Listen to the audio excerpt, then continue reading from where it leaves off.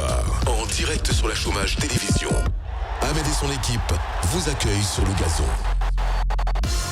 Bienvenue dans la seule émission qui parle ballon sans aucun filtre. Bienvenue dans le Kick Football Club.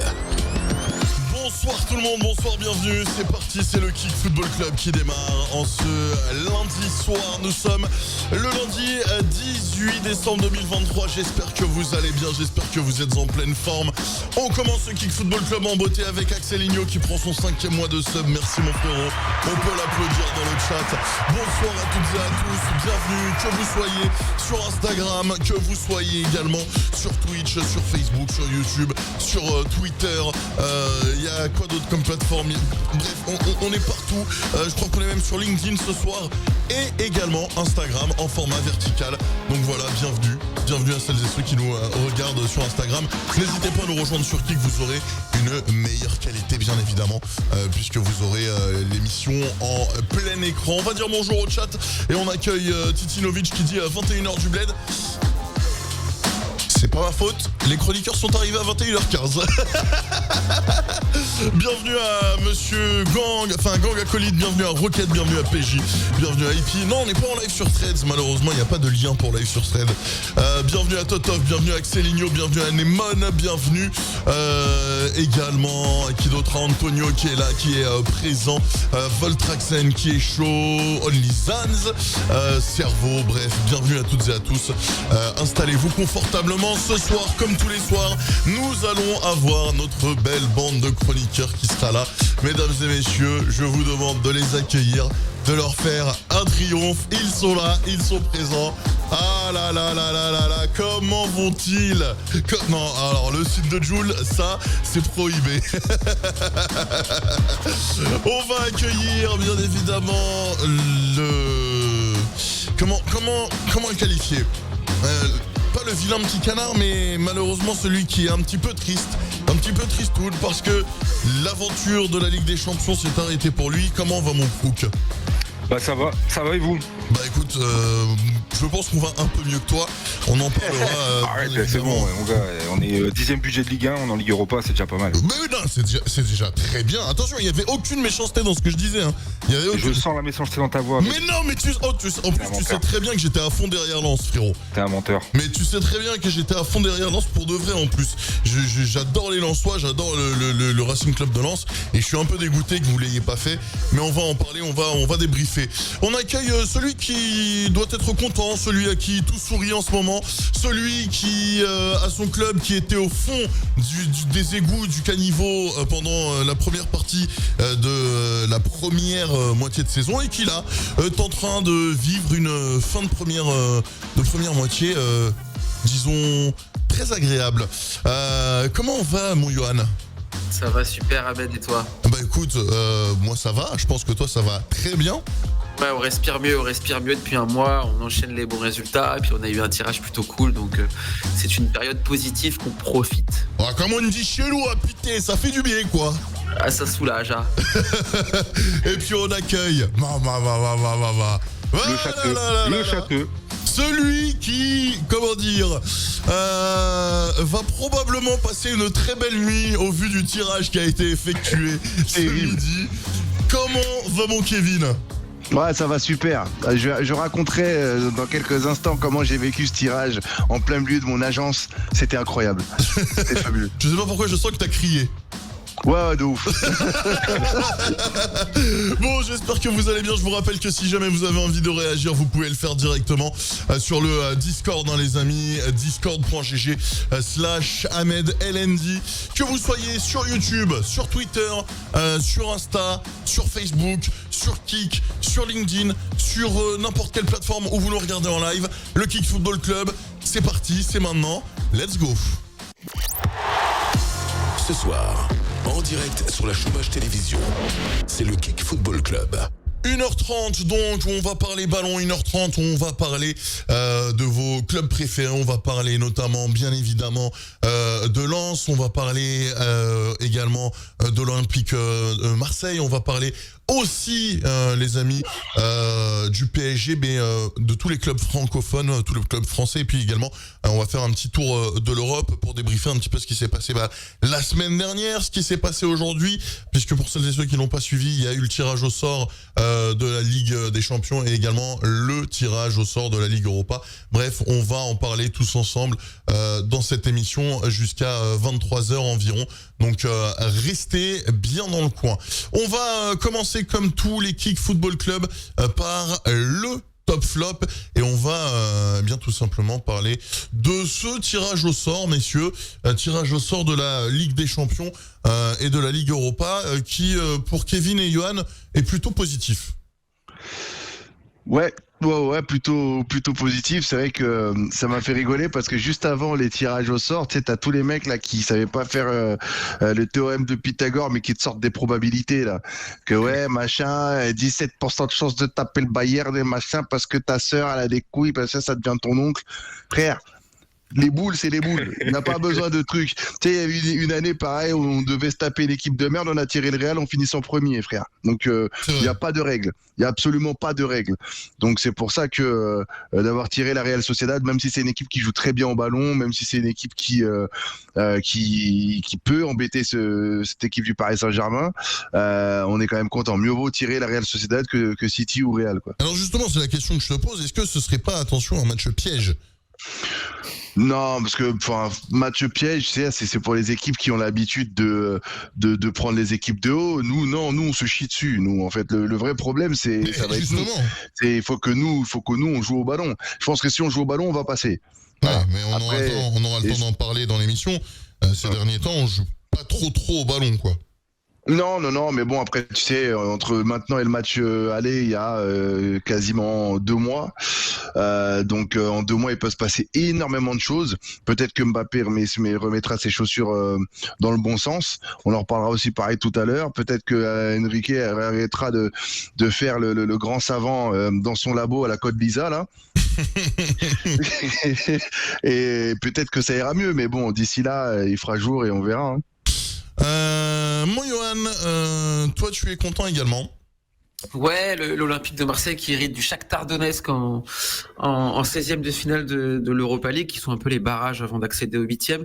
C'est un bon tirage, surtout par rapport aux équipes qui avaient en potentiel adversaire pour nous. Il y avait le Milan, il y avait Benfica, il y avait Feyenoord, il y avait Braga. Donc jouer le Shakhtar, c'est vraiment une bonne chose, même si ça reste un adversaire coriace. Une chose importante, c'est qu'avec malheureusement la guerre qui est en Ukraine, le Shakhtar ne peut plus accueillir ses matchs à domicile. Donc il y aura un match à Hambourg, sur un terrain entre guillemets neutre, et un match retour à Marseille. Donc on a une équipe qui a même pas de match à domicile pour céder, donc vraiment un tirage favorable. On espère pouvoir continuer l'aventure jusqu'en 8e de finale de l'Europa League. Le flop, ouais, vas-y Kevin. Non, j'ai dit, j'espère que ça va pas faire comme le Panathinaikos, parce que Panathinaikos aussi c'était favorable. Ouais, non, je te dis pas que c'est gagné, je te dis que ça aurait pu être bien pire. C'est vrai. Notamment quand on voit ce qui est arrivé à Rennes et Toulouse. Oh putain, Rennes. On parlait justement de tout ça. Mon Crook, toi, par contre, le tirage plutôt en mode flop. Ouais, je suis plutôt mitigé. Après, l'équipe de Fribourg, c'est quand même la meilleure équipe d'Europa League et la meilleure attaque d'Europa League. Donc on sait que devant, ça va être un adversaire assez coriace. Ils se sont bien battus dans leur groupe. Là, actuellement, je vois qu'en championnat, ils sont 6e. Ils décollent pas non plus, mais ouais, je pense que c'est abordable, c'est clair, je vais pas me plaindre par rapport à Rennes et Toulouse, c'est beaucoup plus abordable, notamment Rennes. Mais voilà, je pense que Fribourg, ça va être un gros morceau au niveau de Lens, pour Lens, pardon. Et je pense qu'on a intérêt d'avoir la tête à l'endroit, surtout à Bollaert, parce que là-bas, je pense que ça va être compliqué, ça va être un gros match. Ils vont être chez eux, ils ont l'habitude, ils ont pas mal de buteurs, donc je pense que ça va être intéressant. Comme le disait Frédéric Herbet, le directeur sportif de Lens, ça va être un vrai test pour le Racing Club de Lens. Donc après, on l'a voulu, on a réussi à être reversé en Europa League. Pour un club comme pour Lens, c'est exceptionnel, c'est très bien pour nous. Donc maintenant, à nous de poser les couilles sur la table et de montrer qu'on est capable de jouer le 16e de finale et se qualifier en 8e. Donc je suis mitigé. Je dirais pas que c'est un top, parce que je pense que c'est un adversaire qui va nous embêter. Et attention côté Fribourg à mon gars, à Vincenzo Grifo. Qu'est-ce que j'aime ce joueur. Ça, c'est des bons joueurs de Bundesliga, ça. C'est des joueurs élégants, ça met des buts, ça. Et souvent des top buts en plus. Petit tour de table rapide. Tiens, qui autour de la table pense que Lens peut le faire et continuer son aventure en Europa League face à Fribourg? Moi, je pense qu'on a largement les armes. On a réussi à sortir d'un groupe où... alors, je sais très bien, les puristes vont nous dire que c'était un groupe qui était largement abordable. Je suis désolé, Arsenal, ça survole quand même la première ligue. Enfin, ça se balade quand même cette année, depuis quelques années d'ailleurs. Eindhoven, cette année, ils n'ont pas perdu un match en Eredivisie. Ils sont limite imprenables dans leur championnat. Donc on a même pas fait un nul. Ils ont même pas fait un nul, c'est vrai. Ils ont que des victoires, à chaque fois des 3-4-0, donc vraiment des gros scores. Et bon, on a eu de la chance, c'est que Séville a le bec dans l'eau. Donc on a réussi à se sortir de la merde de Séville, parce qu'on va pas se mentir. Hein. Séville, c'est un peu les spécialistes pour être reversés en Europa League, notamment sur les derniers matchs, les matchs qui peuvent être un peu pièges. Ils sont venus à Bollaert, on a réussi à gagner 2-1. J'avoue que sur l'égalisation, les dernières minutes, j'ai un peu serré les fesses parce que les connaissants, les Sévillans, ils sont le but de Ramos à la 90e. Ah oui, non, mais alors lui, c'est une honte. Lui, c'est une honte parce qu'au final, on a supporté les supporters de Séville par rapport aux arrêtés de Darmanin, etc. Et il a le culot de venir à Bollaert et quand il marque son but, de chambrer le public. Alors franchement, lui, je pense qu'il a rien compris. Je crois que il y a plusieurs spécialistes espagnols, notamment sur RMC, je sais plus son nom, qui a clairement Fred Hermel. Voilà, Fred Hermel. J'avais plus le nom. Merci Yoann, qui avait dit que c'était honteux parce qu'au final, il vient à Bollaert, il fait son match. Je peux comprendre que t'as l'enjeu, t'as l'excitation, il met son but, c'est la fin, son équipe peut se qualifier s'ils ont la victoire au bout. Et au final, on arrive quand même à les avoir. Donc tant mieux parce qu'on aurait pu se faire avoir par Séville largement. Sachant que l'année dernière, je crois que c'est ce qu'ils ont fait. Hein. Ils ont été reversés en Europa League et ils la gagnent, je crois. Hein. Exact. Donc tant mieux pour nous. Johan, Kevin, sans rentrer dans les pronostics, hein, je sais que vous n'aimez pas ça, mais une petite projection. Vas-y, Kevin. Ouais, je pense qu'ils peuvent le faire. Ouais, je pense qu'ils peuvent le faire, faire une petite épopée, un petit peu comme ce que Lyon avait fait. C'était 2017, je crois, quand ils sont arrivés. Non, Lyon, ils avaient fait demi-finale d'Europa League, puis ils ont perdu contre l'Ajax. Et la finale après, c'était Ajax-Manchester, donc c'est 2017, je crois, un truc comme ça. Ouais, ouais, ils sont capables. Hein. C'est possible. Après, il y a plein d'éléments qui vont rentrer en compte. La bonne dynamique et surtout le tirage au sort, parce que c'est vrai que t'as beau avoir une bonne dynamique, si tu tombes face au Milan ou un autre gros de l'Europa League ou même Liverpool, ça va être compliqué sur un match aller-retour, mais ils peuvent le faire. Hein. Johan ? Ouais, en tout cas sur le tirage, il y a rien d'infranchissable. Fribourg, c'est une bonne équipe. Milan, c'est une belle équipe également. Je pense que sur le papier, c'est du 50-50. Après, le seul truc qui est un peu problématique, c'est que le match est dans 3 mois. Donc, est-ce que les dynamiques vont s'inverser? Mais en tout cas, pour l'instant, Lens c'est bien, Fribourg aussi. Il y a rien à leur envier. Il faut jouer sa chance à fond. Je crois que Lens va recevoir en deuxième. Donc, il n'y a pas de problème par rapport à ça. Je pense que ça peut le faire et que ça va le faire. Et entre le match aller et le match retour, il n'y a qu'une seule semaine, je crois. Je crois que c'est ça, c'est le 15 le match aller, le 22 le match retour. Voilà, ça aussi, ça rentre en compte parce que tu vois, en Ligue des Champions, tu peux gagner 2-0 ou 2-1, 3-1 le match aller. Entre-temps, tu as une mauvaise dynamique et l'autre, il se refait la cerise. C'est plus pareil, quoi. C'est ça. Ouais. Très bien. Abordons rapidement les autres clubs européens, messieurs. Le tirage des autres clubs. Qui souhaite commencer, peut-être qui a un mot à dire par rapport à ces différents tirages? Moi, je veux bien en parler. Bon, on a évoqué le cas de flop pour Lens, c'est un peu mitigé parce que sur le papier, c'est quand même 50-50. Après, je comprends la désillusion de Crooks par rapport à ce qu'il pouvait avoir. Par contre, le gros flop, c'est Rennes et Toulouse, les pauvres, qui ont des morceaux énormes à jouer. Ils ont quasiment un des plus grands clubs du monde, le Milan AC, qui est dans une forme plutôt bonne, et Rennes qui est dans une forme plutôt mauvaise. Donc la marche paraît un petit peu haute. Ils auraient pu avoir bien mieux, ils auraient pas pu avoir forcément pire. Donc on leur souhaite beaucoup de courage. Il faut surtout qu'ils se remettent dedans en championnat et qu'ils arrivent à arriver dans une dynamique un peu plus positive pour le match contre Milan. Et puis Toulouse qui va jouer Benfica. Benfica, pareil, c'est un mastodonte européen, c'est habitué des Coupes d'Europe. Toulouse, c'est un peu le petit poussé en France. Ils ont gagné la Coupe de France qui leur a permis de jouer l'Europa League, mais ils n'ont aucune expérience dans ce domaine, donc ça paraît quand même hyper compliqué pour ces deux équipes, malheureusement. Rennes Milan AC qui est quand même le derby rouge et noir. On serait sur du Jeanne Masse. Quelle analyse. Rouge et noir, j'inspirais ma peur. C'est magnifique. On a la chanson là dont tu m'avais parlé, Kevin, aussi il y a quelques temps, la Rossoneri, je crois, non? Exactement, Demis Skilla, ouais, qui est un rappeur de Milan. Ouais. Et d'ailleurs, cette chanson, c'est l'hymne du Milan dès qu'il rentre dans le stade. Ouais. Je vais essayer de la retrouver. Elle est très très bien celle-là. Et c'est très rare en plus d'avoir des chansons de rap un peu comme ça, un peu foot, qui sont bien. D'habitude, c'est clicheton à la mort, ou alors c'est éclaté, tu vois. Mais je trouve que ce son, il est bien, ça fait bien. Ah merde, vous avez pas la bonne capture d'écran. Hop, je vais changer. Ah ben voilà. Ce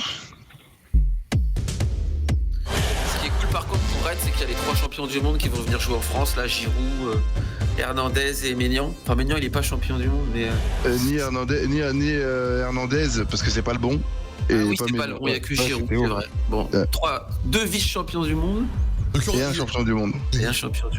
Du coup, par rapport justement à cet affrontement entre Rennes et Milan, bon, salut à Mario, salut à Finchy, sans rentrer dans les pronostics et sans vouloir être méchant envers les Rennais, bon c'est de la merde.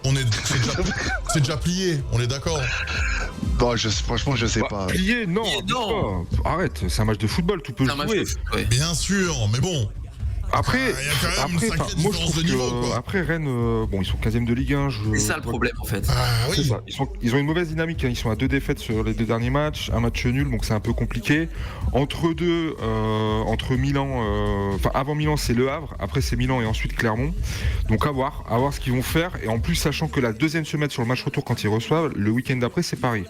Donc voir comment ils vont jouer ça, comment ils vont jouer le match. J'espère qu'ils vont le jouer à fond parce que, comme on l'a vu dans la presse, 6 sur 6 en club français.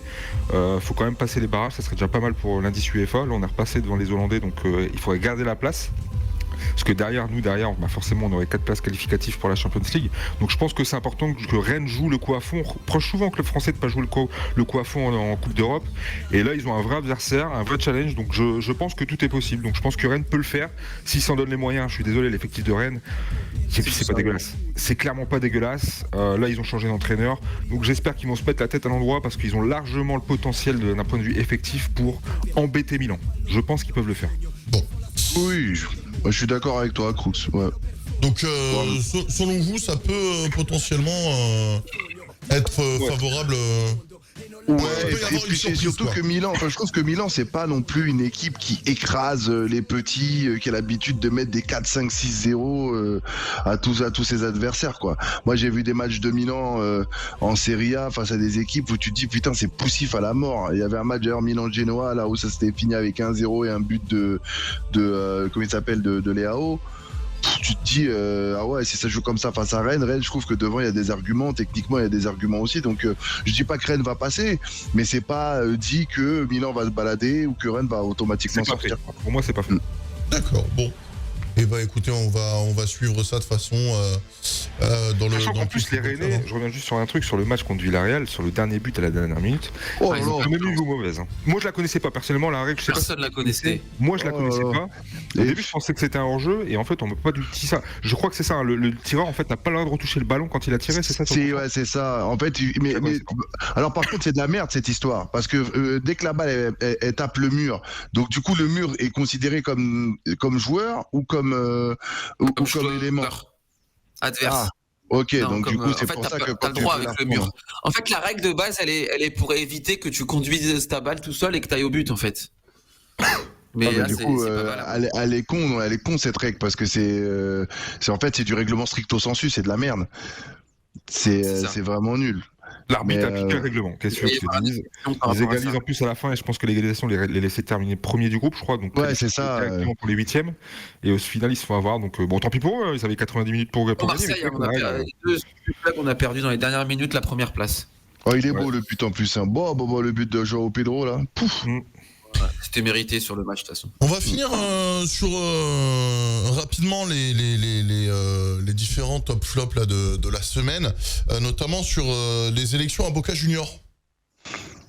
Ouais, élection donc pour le nouveau président de Boca. Alors pour ceux qui connaissent un peu le football Sudam et Boca Junior, il y a la légende du club qui est Riquelme, c'est Juan, hein, son prénom, Johan.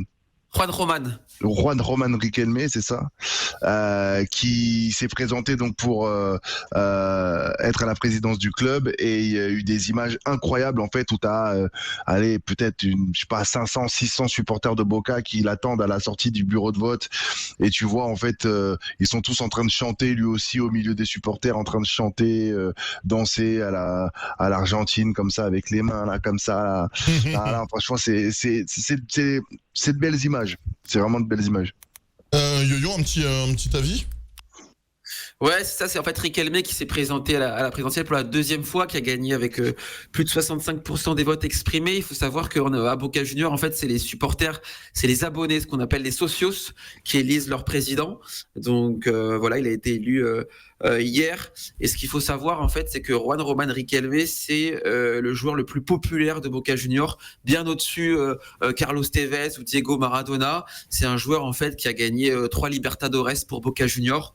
Je rappelle, la Libertadores, c'est comme la Ligue des Champions en Europe. Et surtout, en fait, il est revenu, en fait, ce que les supporters mettent en avant, c'est qu'il est revenu, en fait, en Amérique du Sud après sa carrière en Europe, mais assez jeune, encore en pleine forme pour pouvoir justement jouer et exprimer pleinement son potentiel. Donc, c'est vraiment le joueur ultime pour Boca Junior. On peut comparer éventuellement avec Naples et Maradona. C'est vrai qu'il est revenu, revenu à Boca, il avait quoi? Il avait 27, 28 ans. Hein. Ouais, c'est ça. C'est après qu'il soit parti de Valence. Villarreal, ouais, c'est ça, pardon. Et c'est ça, il a fait Barça, Villarreal, et après il est revenu à Boca, et puis il a gagné la Libertadores. Mais oui, mais en plus il avait loupé son penalty face à comment il s'appelait le gardien d'Arsenal, Lehmann en demi-finale de Ligue des Champions. À la dernière minute, un penalty qui les envoyait en finale face au Barça en 2006. Au Stade de France. Ouais. Du coup, après, il est rentré direct à Boca. Donc, en fait, là-bas, c'est vraiment l'idole du club, qui est le Boca Junior. En fait, c'est quand même un des clubs les plus populaires au monde. Hein. Il y a vraiment énormément de socios. Et du coup, il s'est présenté à la présidentielle pour la deuxième fois. Il a gagné il y a 2 jours. Et c'est vrai qu'il y a plein d'images sympas sur les réseaux. Si vous tapez sur Twitter ou autre Riquelme, vous allez voir, il y a plein d'images cool par rapport à tout ça. Dans le chat, on a Totov qui nous dit faut prendre par rapport justement au match de 8e d'Europa et de Ligue des Champions. Il y a Totov qui nous dit qu'il faut prendre en compte la CAN qui va tout changer pour les grosses équipes. Justement, le calendrier est sorti il y a très peu de temps, il y a quelques jours. On n'en a pas parlé, on n'avait pas prévu d'en parler, mais on peut en sortir quelques mots si jamais vous souhaitez. Cette Coupe d'Afrique 2024 qui va se tenir donc du 12 je crois au 13 janvier. Et 13 janvier, ouais, jusqu'au 11 février il me semble. Est-ce que vous voulez qu'en rapide on parle des différents groupes et de peut-être vos projections?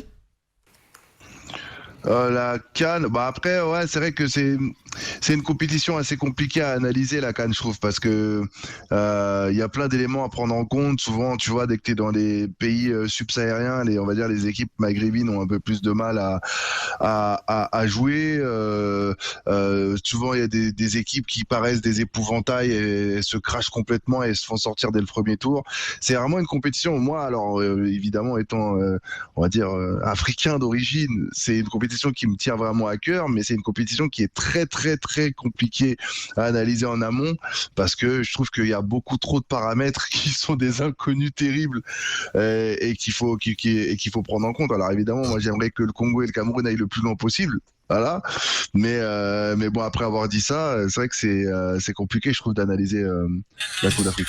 C'est vrai que ce que tu disais par rapport à ça, ça va être relativement compliqué pour les équipes maghrébines, parce que ça se déroule en Côte d'Ivoire, hein, donc dans le sud de l'Afrique.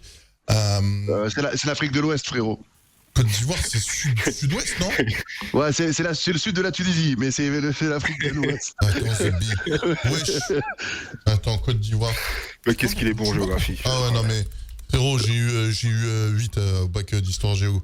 Côte d'Ivoire.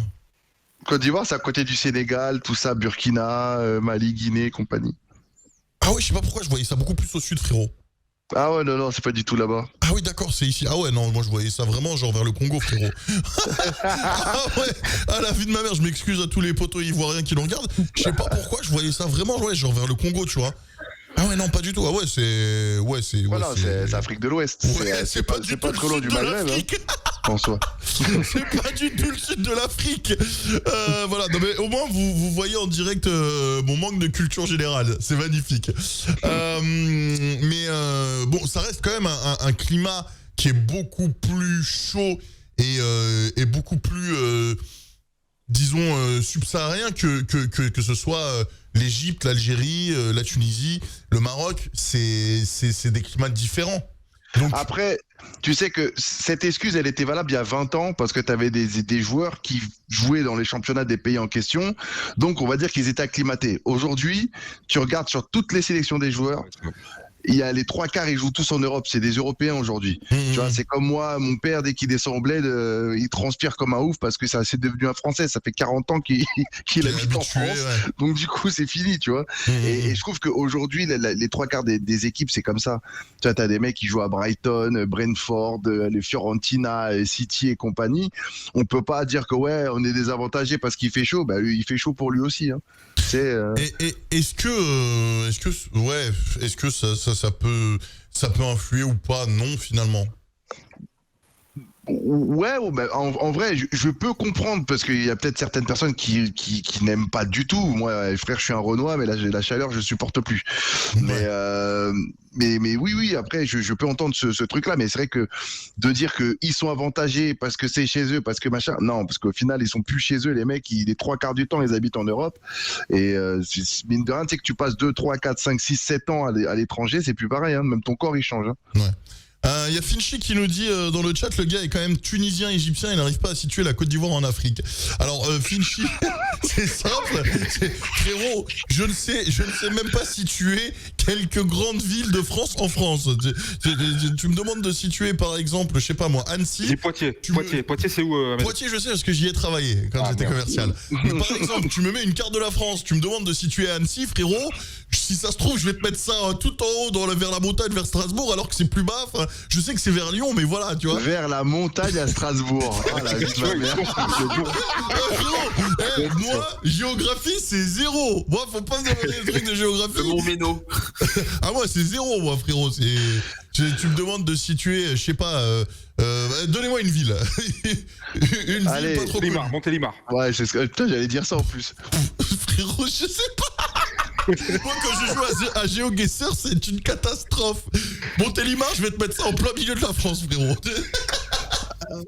Bah en vrai, c'est pas si loin que ça. Hein. Attends, on va vérifier c'est où Montélimar. Juste au-dessus Avignon. Ouais, Montémilliard, c'est juste au-dessus d'Avignon, ouais, c'est ça. C'est entre Lyon et Avignon. Alors, c'est quand même le sud plutôt. Hein. Montélimar. Hop. Ah ouais, non, je voyais. En vrai, c'est à côté de Marseille, je voyais pas du tout ça, frérot. Moi, je t'aurais mis ça quelque part par là. Je t'aurais mis en plein milieu de la France. Donc commencez pas à me demander de placer des pays, je suis très très nul. Bon, on va regarder rapidement du coup la CAN. Bon, la Côte d'Ivoire, pays organisateur qui se retrouve face au Nigeria, la Guinée-Bissau et la Guinée équatoriale. Pour ce groupe A, qui pourrait faire partie des deux premiers selon vous?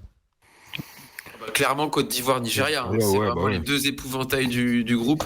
Le Nigeria qui a des super attaquants. Alors là, j'ai pas étudié le sujet, mais je sais que il y a Osimhen, Moses Simon, il y a le mec de Leverkusen, Boniface, une super attaque nigériane. Et puis la Côte d'Ivoire qui accueille la compétition, donc qui est forcément favorite de son groupe. Il y a un vrai écart entre ces deux équipes et les deux autres à mon goût. Groupe B, Égypte, Ghana, Cap-Vert, Mozambique. Égypte et Ghana. Hein. Égypte, Ghana, je pense que ça devrait jouer. Hein. Mossala, je pense que ça devrait le faire. Le Cap-Vert et le Mozambique, je pense que honnêtement, je connais aucun joueur, je vais être honnête. Je vois pas ce qu'ils vont faire pour sortir du groupe. Après, on peut avoir des bonnes surprises, on sait jamais avec le climat, etc. Les temps de vol, enfin bref, je sais pas trop. Mais moi, je vois Égypte-Ghana sans problème. Je crois que le Ghana, ils ont un petit problème de génération là. Ils ont du mal à renouveler la génération dorée qu'ils ont connue sur les 10 dernières années. Et je crois que leurs derniers résultats sont pas top, à confirmer.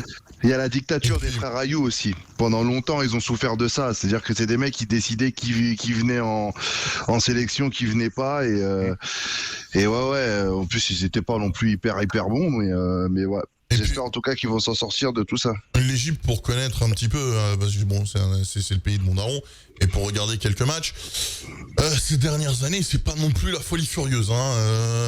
Ok, l'Égypte, c'est 7 Coupes d'Afrique, mais c'est pas non plus... voilà quoi. Tu demandes s'ils peuvent sortir du groupe. Pour moi, ils sortent du groupe. Peut-être pas sortir du groupe, peut-être pas sortir du groupe, mais s'il n'y a pas une remise en question, ils iront pas très loin, quoi. Tout comme la Tunisie, d'ailleurs, la Tunisie qui est bien pire que l'Égypte. Groupe C, Sénégal, Cameroun, Guinée, Gambie, ça commence à être un peu costaud là. Ouais, non, nous allons sortir du groupe, c'est comment? Tu penses que c'est quoi ça? Guinée, le pays là, c'est quoi? Gambie? Merde. Merde, dis donc. Mais nous, on ne connaît même pas le gars Gambie, c'est quoi ça? Ils vont gambader sur le terrain, des mouilleurs, ils ne connaissent rien. On rappelle que Kevin est à moitié camerounais, donc bon, forcément, il voit le Cameroun se qualifier, hein. Non, on espère, en vrai. Moi, je dis Cameroun-Sénégal, même si ça risque d'être quand même assez animé dans le groupe C, non? C'est comment, Kevin, le Cameroun, là, en termes de génération? Ils sont sur une bonne génération? Comment ça se passe? On est sur une génération de petits bandits. En fait, le problème du Cameroun, c'est même pas un problème de génération, c'est un problème que le coach... Et ça, c'est le mal camerounais depuis la nuit des temps. C'est les mecs qui appellent des joueurs qui n'ont rien à foutre dans la liste.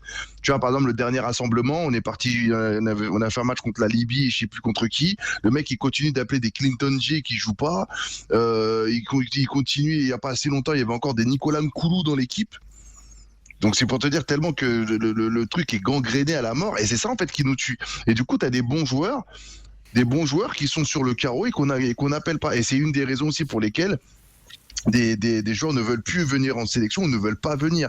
Des mecs comme Joël Matip, même à l'époque, il y a un peu avant la Coupe du Monde, des Moukoko, des mecs comme ça ne veulent pas venir en sélection à cause de ce genre de trucs-là.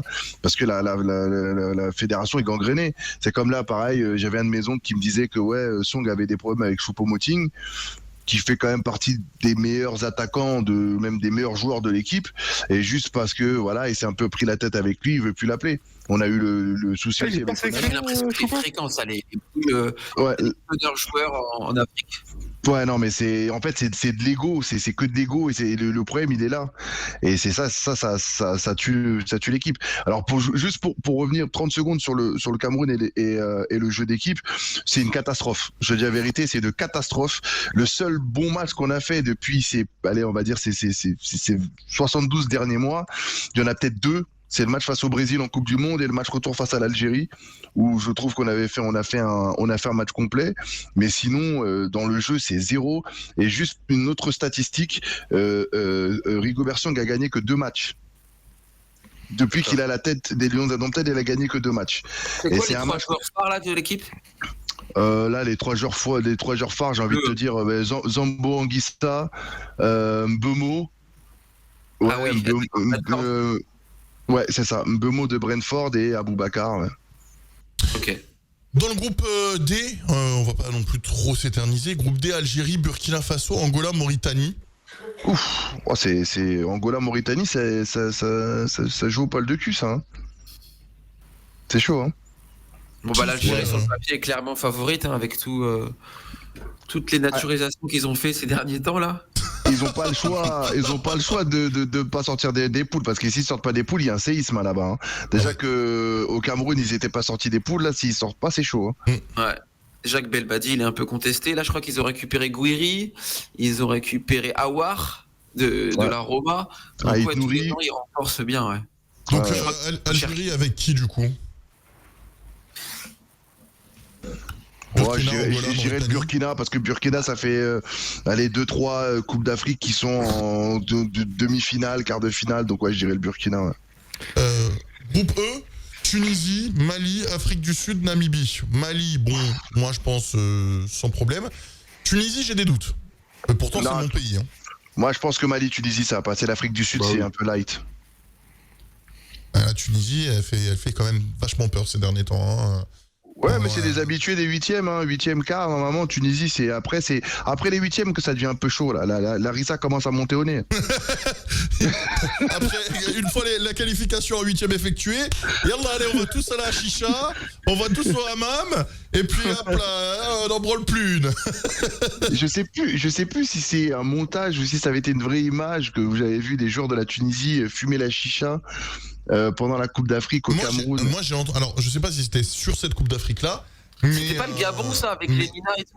Mais moi j'ai entendu à plusieurs reprises et visiblement ce serait assez vrai parce que de ce que j'avais cru comprendre, ça avait provoqué un tollé au bled. Les joueurs de la Tunisie sur les compétitions généralement de la Coupe d'Afrique, c'est n'importe quoi. Enfin, c'est aucune hygiène de vie, ça sort, ça fait n'importe quoi. Ça va à la chicha, Tu regardes Wabi, Wabi mange bien la cantoche. Hein. Ah bah, il n'y a aucune hygiène de vie. Hein. Et groupe F, Maroc, Congo, Tanzanie, Namibie, Zambie. J'aimerais te dire la RDC, frère, mon cœur veut parler, mais ouais, avec Chancel et Gaël Kakuta, qui est quand même notre Zidane. Hein. Oh putain, vous êtes dans la merde, vous me dites. Gaël Kakuta qui est un ancien Lensois. Ouais, exactement. Ouais, j'ai envie de te dire, allez, Maroc et Maroc. Moi, je pense que ça va jouer entre la RDC et la Zambie, parce que la Zambie aussi, c'est une équipe qui fait chier. Hein. Est-ce que le Maroc peut potentiellement, au vu de son parcours en Coupe du Monde, atteindre au moins la finale? Il y a Pour aucune moi, c'est règle les à ça en favoris. Afrique. Sur le Bah, papier. pour moi, il n'y a pas de problème. Hein. Le Maroc, c'est une bonne équipe en vrai. Hein, donc, je pense que ça peut se jouer. Hein. Johan, Pour moi, il y a Pour le coup, ils sont aucune sur une règle. génération dorée, quoi. Johan, je crois que tu disais favori. Bah pour moi, sur le papier, en tout cas avec le Sénégal, c'est les équipes les plus complètes, avec les générations les plus prometteuses. Le Maroc, ils doivent surfer sur ce qu'ils ont fait en Coupe du Monde. Ils ont quand même des super joueurs. Ils ont Amrabat de Manchester, ils ont Hakimi derrière, ils ont les Marseillais qui sont bons également. Non, ils ont une belle équipe, le Maroc. Alors gardien, putain, je sais plus comment il s'appelle aussi, qui est. Yacine Bounou. Oui, Bounou. Ouais. Hein. C'est quoi lui Valence? Non, il est parti au Séville. Qatar, je crois. Ah, il est au Ouais, Qatar, Ouais, maintenant. c'est barré. Ouais, Ok. c'est vrai. Ah putain. Titinovic, Mais vous nous savez dit, que- ouais, vas-y, le Ahmed. Maroc est obligé d'être en finale après la Coupe du Monde, sinon Regragui dehors. Non, je pense Non, pas. Mais en tout cas, ils ont une- dehors. il y a beaucoup d'attentes autour du Maroc sur cette compétition, surtout que c'est un des rares gros pays entre guillemets à l'avoir pas gagné depuis longtemps, ou si ce n'est jamais. Donc il y a de grosses attentes derrière le Maroc et une pression assez forte. Ouais. Tu sais qu'en Coupe d'Afrique, vraiment, toutes les équipes qui ont été nommées comme favorites, machin, soit elles ont vécu un crash terrible, ou alors elles finissent par se faire éliminer, mais bon, soit en quart de finale ou en demi, il y a vraiment aucune règle dans cette compétition. Et c'est très rare aussi les équipes qui réussissent à faire une belle compète derrière et assurer au bout. Il y a que 2 pays qui ont réussi lors de ces 20 dernières années à gagner 2 fois la Coupe d'Afrique des Nations, c'est l'Égypte et le Cameroun. C'est vrai. On dit bonjour à YouTube et à Twitch. Tiens, ça fait longtemps que j'ai pas regardé vos messages. T'as le Sénégal qui a fait 2 finales de suite aussi, non, là, les 2 dernières. Le Sénégal, c'est oui, exact, oui, Dont c'est une ça, gagnée, oui, 2019 et 2000, ouais, c'est ça. Dont une Ils ont victoire. perdu, ils en gagnent une. Ouais, c'est ça. Ouais. Face à l'Égypte d'ailleurs. Ils gagnent face à l'Égypte et ils perdent contre l'Algérie. C'est ça. C'est ça. C'est ça. Hassan sur Twitch qu'on embrasse. Sur YouTube, on a Mathis qui dit la Bombonera est un stade incroyable. Mohamed qui nous dit en tant qu'Algérien, j'espère qu'on passera Inch'Allah. Bah, je vous le souhaite, les frérots. Moi aussi. Booby Knight qui dit hello la team depuis le temps. Oula, ça parle de la CAN ce soir. Oui, et Booby Knight, je t'invite vivement à nous rejoindre sur Kik, puisque on n'est pas en live tous les lundis soirs sur les divers réseaux. Il y a certains lundis soirs où je lance exclusivement sur Kik pour que les gens de Kik aient une primeur. Donc que vous soyez sur Instagram, sur Facebook, sur YouTube, sur Twitch ou sur Twitter ou partout ailleurs, n'hésitez vraiment pas à nous rejoindre sur Kik, kik.com /LND, puisque si vous voyez qu'on n'est pas en live le lundi soir sur tel réseau, en tout cas, c'est sûr et certain qu'on l'est sur Kik. La CAN chaque année, c'est un calvaire à regarder. Je saigne des yeux, c'est un niveau plus bas que le national chez nous. Oh Et c'est triste, ce continent regorge de clubs incroyables et de pépites. Alors moi, je vais appuyer un tout petit peu son propos sans être aussi extrême. Et Kevin, je sais qu'on en avait déjà discuté, on en avait déjà parlé. Le réel problème au sein de la CAF, la Confédération africaine de football, c'est la corruption et notamment au niveau de l'arbitrage. Non mais tu sais c'est quoi le problème? En vrai je te jure, moi je vois des dingueries en Ligue des Champions depuis déjà 10, 15, voire quasi 20 ans. J'ai vu des dingueries en Europa League, des dingueries à la Coupe du Monde. Mais comme c'est hors Afrique, on parle pas de corruption, on parle pas de machin. En Afrique, un arbitre qui va se tromper, c'est forcément de la corruption, c'est forcément mauvais, c'est forcément ceci. Et même déjà la perception que les gens ont par rapport à cette compétition et par rapport au continent africain, eh ben tout est mêlé dedans.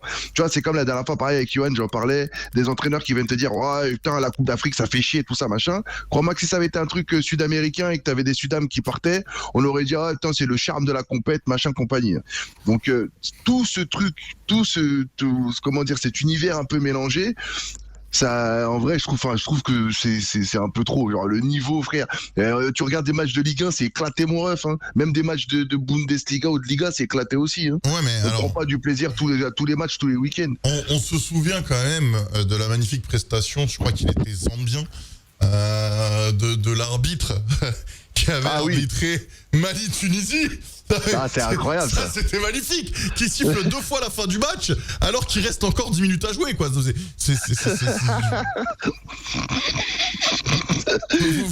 c'est vrai ça qu'il y ou a pas, des Johan trucs et chez nous, c'est Brooke? Mais après, c'est juste le délire de la Coupe d'Afrique, il y a de la corruption. Moi, je t'ai dit, j'ai vu des dingueries même à l'Euro, au dernier Euro, des trucs d'arbitrage. Je me suis dit, mais putain, mais comment ça se fait? Mais personne va parler de ça. Tu vois, les gens vont dire, oh, vas-y, l'arbitre, il s'est trompé, oh, machin, il y a des erreurs d'arbitrage. Mais dès que c'est l'Afrique, c'est la corruption, frère. Mais toujours. Est-ce que Il vous faudra qu'on évoque le tirage au sort aussi de Manchester City tous les ans en 8e. Ça... Hein, Il y a un vrai dossier là-dessus. Hein. Tous les ans, ils ont le plus petit. En 10 ans, ils ont tiré un seul choc. En 10 ans. Est-ce que vous aviez vu Romain Molina, il doit être sur l'affaire là. Ce serait sympa de l'avoir un de ces quatre dans le Kick Football Club. Y'a personne qui le connaît? Ah, moi je connais pas. Faudrait essayer de l'inviter, histoire qu'il nous déballe des trucs un peu croustillants. C'est cool. Ouais, par rapport à ce match Mali-Tunisie, vous aviez suivi un petit peu ce qui s'était passé, Johan et Krook, ou pas? Ouais, ça. Ouais, de loin, mais oui, un peu, ouais. Il avait sifflé à la 85e, c'est ça? Oh, même un peu avant, je crois que c'était la 80e, je crois, il restait. Non, c'était la 85e. Il avait sifflé à la 85e et il a resifflé à la 89e et 90 secondes. Ouais, 90 secondes et 50 secondes, un truc comme ça. Alors qu'il restait bien 10 minutes avec les arrêts de jeu, quoi. De mémoire, c'était quelque chose comme ça, quoi. Ouais, je me rappelle. Tu sais, il y a un truc, Kevin, qui joue aussi par rapport à ce que pensent les gens, c'est comment sont filmés les matchs, en fait. Tu sais, quand t'as des grands stades avec des pistes d'athlètes et des terrains un peu merdiques, t'as l'impression que le spectacle, il est pourri, et alors que ça veut rien dire du tout. C'est un peu le cas en Italie aussi. Souvent, t'as des grandes pistes d'athlètes, les gens, ils vont te dire, ouais, la Serie A, c'est pourri, alors qu'en première ligue, t'as des stades compacts, fermés, où la caméra, elle est basse, et les gens, ils vont te dire, c'est un truc de ouf. Là, comment est filmé le match, ça joue vachement dans l'opinion des gens. Je suis totalement d'accord avec toi. Et d'ailleurs, on en parlait lors du dernier Kick Football Club, que les Anglais, ils ont réussi à vendre leurs produits. Contrairement à la Liga. Tiens, pendant des années, je trouve que la Liga, techniquement, c'était meilleur que la première ligue. Mais en termes de produits, de storytelling, les Anglais, ils étaient au-dessus. Ouais. Et je pense qu'il y a aussi un truc, et on va clore le débat sur la Coupe d'Afrique avec ça. Je pense qu'aussi le fait que il y ait ce sentiment que la CAF est gangrénée, etc. et tout, c'est qu'il y a aussi, et on va pas se le cacher, et tu l'as dit tout à l'heure, au sein même des fédérations africaines, il y a des histoires d'oseille sous la table. Bien sûr. Quand tu vois que ce soit en Tunisie, que ce soit en Égypte, que ce soit par exemple, toi tu le disais, au Cameroun, ou que ce soit dans d'autres fédérations africaines, il y a pas, je pense, une équipe en Afrique qui n'a pas son lot d'histoires sombres par rapport à la sélection des joueurs. Après, tu sais, frère, bon, on va dire qu'en Occident, ça va pas être à ce niveau-là, mais je sais que dans certaines grandes fédérations, et j'ai pas envie de parler pour diffamer parce que j'ai pas les preuves, mais je sais, on a entendu des trucs qui s'est passé à la FFF et compagnie, c'est pas tout blanc aussi. Mais le problème, c'est que la différence, c'est que eux, le minimum, ils le font. Tu sais, la structure, elle est belle, le stade, il est beau, les maillots, ils sont payés. Quand les joueurs, ils partent dans un pays, c'est pas le joueur le plus riche qui va payer pour les autres. Donc, tu vois, tous ces trucs-là, c'est beaucoup plus carré. Donc, même si tu tapes un peu dans la caisse, ça va pas trop se voir. Le problème de chez nous, c'est qu'ils font rien et ils tapent. Donc c'est ça. c'est chaud. Sarbi, on a reçu 3 millions de dinars cette année. On va retaper la pelouse du stade national. Non, viens, on achète des voitures, c'est mieux. Ah, la pelouse, c'est pas grave, la pelouse. Ah, le stade de Radès, il manque des sièges. Ah, c'est pas grave, on va fermer la tribune. Je te jure, frère, c'est ça. C'est triste, hein, mais malheureusement, c'est ça. Messieurs, on va revenir en France et je vous rappelle que si jamais vous avez envie de réagir, les amis, vous pouvez le faire. Tu veux passer à l'antenne pour réagir ? Ça se passe sur le Discord de la Chômage Télévision. Tape !Discord dans le chat et mets-toi dans le vocal standard. On va parler de la Ligue 1 et puis si on a le temps, on finira sur le Barça. Je sais que vous vouliez aborder le Barça qui traverse une potentielle petite crise. On en parlera en fin d'émission si on a le temps. Mais on va revenir en France et on va commencer par Lens, tiens. On va donner la parole à Crook. Lens qui malheureusement sur les quelques derniers jours c'est pas voilà quoi, t'as connu mieux, on va dire que t'as connu mieux. Ouais, si tu parles de jeu, non mais c'est clair. Franchement, contre Reims, je ne sais pas comment on fait pour gagner ce putain de match. On s'est fait bouger dans tous les sens par les Rémois. Oulisti à la fin du match, il était fou. Son interview d'après-match, il était fou. 2 frappes cadrées, 2 buts. Donc on va dire qu'on était très réaliste.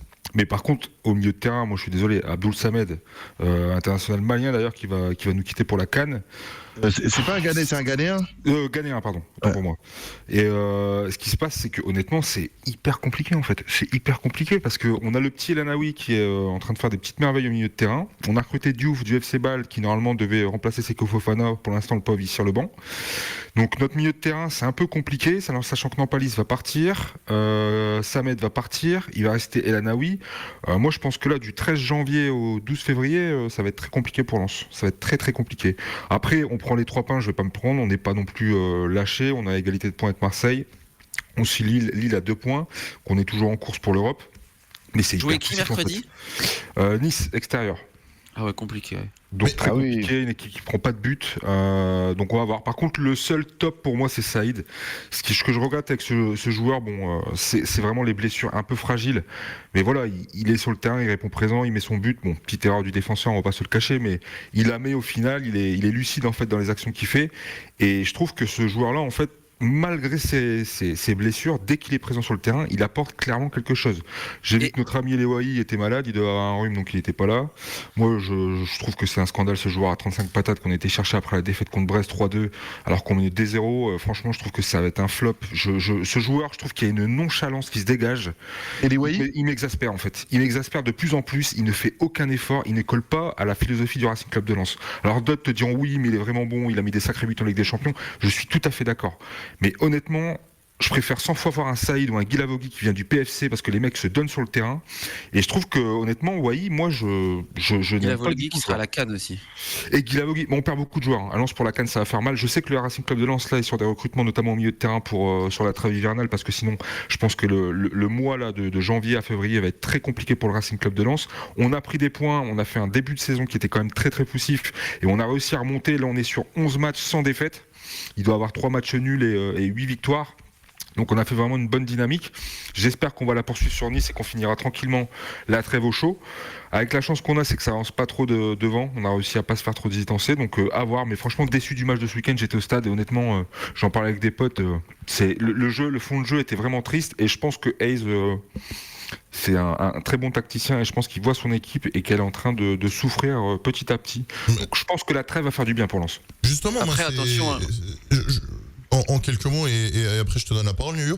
J'ai regardé pas longtemps du match de Lens. Je sais pas, mais j'ai l'impression, après voilà, c'est pas une équipe que je suis au quotidien, donc tu me diras ce que t'en penses, Crook, mais j'ai cette impression que Lens là, c'est... Alors, on parle que sur une semaine, on va pas faire un bilan sur une semaine, mais j'ai l'impression qu'il y a une petite perte de vitesse, qu'avec l'approche des fêtes, avec le résultat en Ligue des Champions, il y a eu une espèce de petite baisse de régime générale et que tout le monde est un peu en mode putain, tout le monde souffre un peu et en mode vivement la trêve quoi. Bah après c'est ça, l'équipe. Enfin, je le rappelle, je pense que les gens le savent, les auditeurs qui nous écoutent le savent. Lens, c'est pas une équipe qui est taillée pour jouer l'Europe. C'est la première. Enfin, c'est pas la première fois, mais ça faisait 20 ans qu'on n'était pas en Coupe d'Europe. On s'est pris une branlée à Arsenal. On a réussi à gagner 3-2 contre Lyon, qui venait de changer d'entraîneur. Donc tant mieux. On devait faire le maximum contre Séville. On l'a fait. Et là, on joue Reims. On gagne les matchs, donc tant mieux pour nous. Mais t'as raison. Sur le fond de jeu, c'est très compliqué. Et je pense que là, la fatigue commence à se faire sentir. Et c'est pour ça que je te dis que la trêve va faire du bien et qu'il y a intérêt à avoir des recrutements, parce que je pense que la deuxième partie de saison, notamment le mois de la CAN, si on recrute pas des joueurs à des postes clés, je dirais pas qu'on s'effondre, mais il y a moyen qu'on marque très peu de points sur le mois, sachant qu'en plus, ils vont revenir de la CAN et direct, c'est le match le 15 février contre Fribourg. Donc je pense que ça va être vraiment décisif. Je pense que le mercato hivernal va être décisif pour Lens sur la suite de la saison. Johan. Ouais, je vous trouve un petit peu difficile sur Lens parce que si on remet les choses dans leur contexte, c'est quand même une équipe qui a été habituée à jouer les dernières une fois par semaine et qui a découvert le contexte européen cette année avec des joueurs qui sont sans expérience. Et là, en fait, on est à la fin d'une période où ils ont enchaîné des matchs tous les 3 jours contre des adversaires d'un haut niveau. Donc c'est complètement normal qu'il y ait une fatigue physique, surtout qu'ils ont un jeu qui est très énergivore et qui est du contenu qui soit un peu moins spectaculaire que ce qu'on a connu au début. Voilà, c'est déjà bien de gagner des matchs quand tu joues mal. C'est sûr qu'il n'y a pas le jeu qu'on a connu peut-être au début de cette campagne européenne ou l'année dernière, mais c'est normal. Ils ont enchaîné une grosse fréquence de matchs avec des joueurs qui n'ont jamais connu ça. Donc c'est normal qu'il y ait des séquelles, surtout qu'on arrive à la fin justement de ce long tunnel. Et quand on fait le bilan, Lens est encore en Coupe d'Europe et Lens est encore dans la course au podium. Donc franchement, je trouve que moi, ça va plutôt bien pour Lens. Ok. Kevin, peut-être ? Ouais, en plus par rapport à leur budget, par rapport aux joueurs qu'ils ont perdus, par rapport aux investissements qu'ils ont mis. Alors hormis Wai, c'est vrai que Wai pour moi, même j'étais assez surpris d'ailleurs que Lens mette autant d'argent sur un attaquant, aussi prometteur soit-il. Mais non, c'est vrai que quand tu regardes le bilan de cette première partie de saison, il est bon. Hein. Lens, pour moi les feux sont encore au vert. Ils sont à 2 points, je crois, de la Ligue des Champions. Si je raconte pas de bêtises. C'est 2 points. Ouais, je crois que c'est ça. Ouais. Je crois que c'est 4 points. Ouais, parce qu'ils sont à égalité avec Marseille, donc c'est 4. Donc tu vois, 4 points de la Ligue des Champions, encore en Europa League. Non, et en plus dans le jeu, je trouve que voilà, ils sont toujours fidèles à leurs principes, donc ça va finir par payer. Et en plus, tu vois, en Ligue 1, bon, on parlera de Lyon tout à l'heure, mais bon, tu t'enchaînes 3-4 bons résultats, ça peut aller très vite. Hein. On va enchaîner avec Marseille, puisque, comme l'a dit Crook, Marseille et Lens sont au coude à coude. Marseille, à différence de Lens, c'est, on va pas dire la joie auprès des supporters, mais en tout cas, ça tire moins la gueule que les supporters lensois. Ouais, c'est sûr que la période est plutôt positive. Ça fait un mois qu'on enchaîne les bons résultats. On est sur 4 succès de suite en Ligue 1 contre Rennes, Lyon, Clermont et Lorient. Bon, des équipes qui sont quand même en difficulté en classement, mais les points sont bons à prendre. Alors, ce qu'il faut mettre en avant, c'est qu'en fait, Gattuso a changé de système et est repassé dans un système à 5 défenseurs, donc 3 centraux plus 2 pistons. Et c'est vrai que depuis, les résultats sont là et surtout le contenu est là. Il y a quand même beaucoup plus de choses qui a été proposées par les joueurs. Aubameyang est plus adepte pour jouer avec un deuxième attaquant à côté de lui. Des joueurs comme Chancel et Mbemba, ils sont plus à l'aise dans une défense à 3 que à 2. Donc il y a beaucoup de perspectives qui sont plus positives que ce que c'était. En même temps, c'était pas compliqué, mais oui, en ce moment tous les feux sont au vert. Il faut qu'on termine bien cette fin de marathon avec le déplacement à Montpellier mercredi, mais il y a des choses qui sont plus positive qu'avant et surtout on peut un petit peu plus se projeter sur quelques ambitions européennes qu'il y a un mois où moi je m'attendais à ce qu'on joue une saison un peu dans le vide, dans le ventre mou, ce qui a pu changer avec les derniers résultats. Est-ce que Kevin est du même avis ? Ouais, je trouve que la spirale elle est importante. Après, c'est vrai que en Ligue 1, on va dire c'est un petit peu un championnat en accordéon, c'est-à-dire que quand tu fais des bons résultats, tu peux très très vite te retrouver dans une place qui est plus que favorable. Donc oui, en ce moment ils sont bien, ils sont mieux. Je pense que déjà depuis le match face à l'Ajax, il y a un truc qui s'est passé à Marseille. Alors je n'ai pas les insights du vestiaire ou même les bruits de stade comme Johan peut les avoir, mais j'ai l'impression qu'il y a eu un truc, cette victoire face à une équipe prestigieuse avec des buts et des beaux buts en plus. Ça a dû créer quelque chose, et on sent que, en tout cas, il y a certains joueurs qui sont libérés depuis. Vraiment, à Aubameyang, je pense que ça fait bien 2-3 semaines que le mec, Il claque, hein. il claque, ouais. Juste avant de donner la parole à Crook, Totof nous dit dans le chat, la force de l'année dernière de Lens, c'était le milieu, et là aujourd'hui il n'y a plus rien au milieu, Fofana n'a pas été remplacé. Bah, c'est le problème, c'est exactement ça. C'est que le problème, c'est que tu avais une doublette Fofana-Samet qui était exceptionnelle l'année dernière. Fofana drivait le truc au milieu de terrain. Malheureusement, il est parti au Qatar, en Arabie Saoudite, pardon. Et maintenant, Samet se retrouve un peu seul. Donc, c'est un peu compliqué, sachant qu'en plus, Nampalis, là, il est sorti sur blessure contre le match de Ligue des Champions contre Séville. Non, je pense que Totof a raison sur l'analyse, c'est que le milieu de terrain de Lens, en fait, pose problème. Et Actuellement, c'est un gros chantier, ouais. Et ça parlait de Seko Fofana, là, parce qu'apparemment, il voudrait revenir en France, parce que l'Arabie Saoudite, bon, c'est bien de prendre l'échec, mais apparemment, le niveau, c'est pas ouf. D'ailleurs, j'en suis sûr que les mêmes mecs qui viennent te dire que la Coupe d'Afrique, c'est de la merde, ils se pignolent devant les buts de Ronaldo en Arabie Saoudite, là. Mais on parle moi, on m'a parlé d'un retour de Seko Fofana.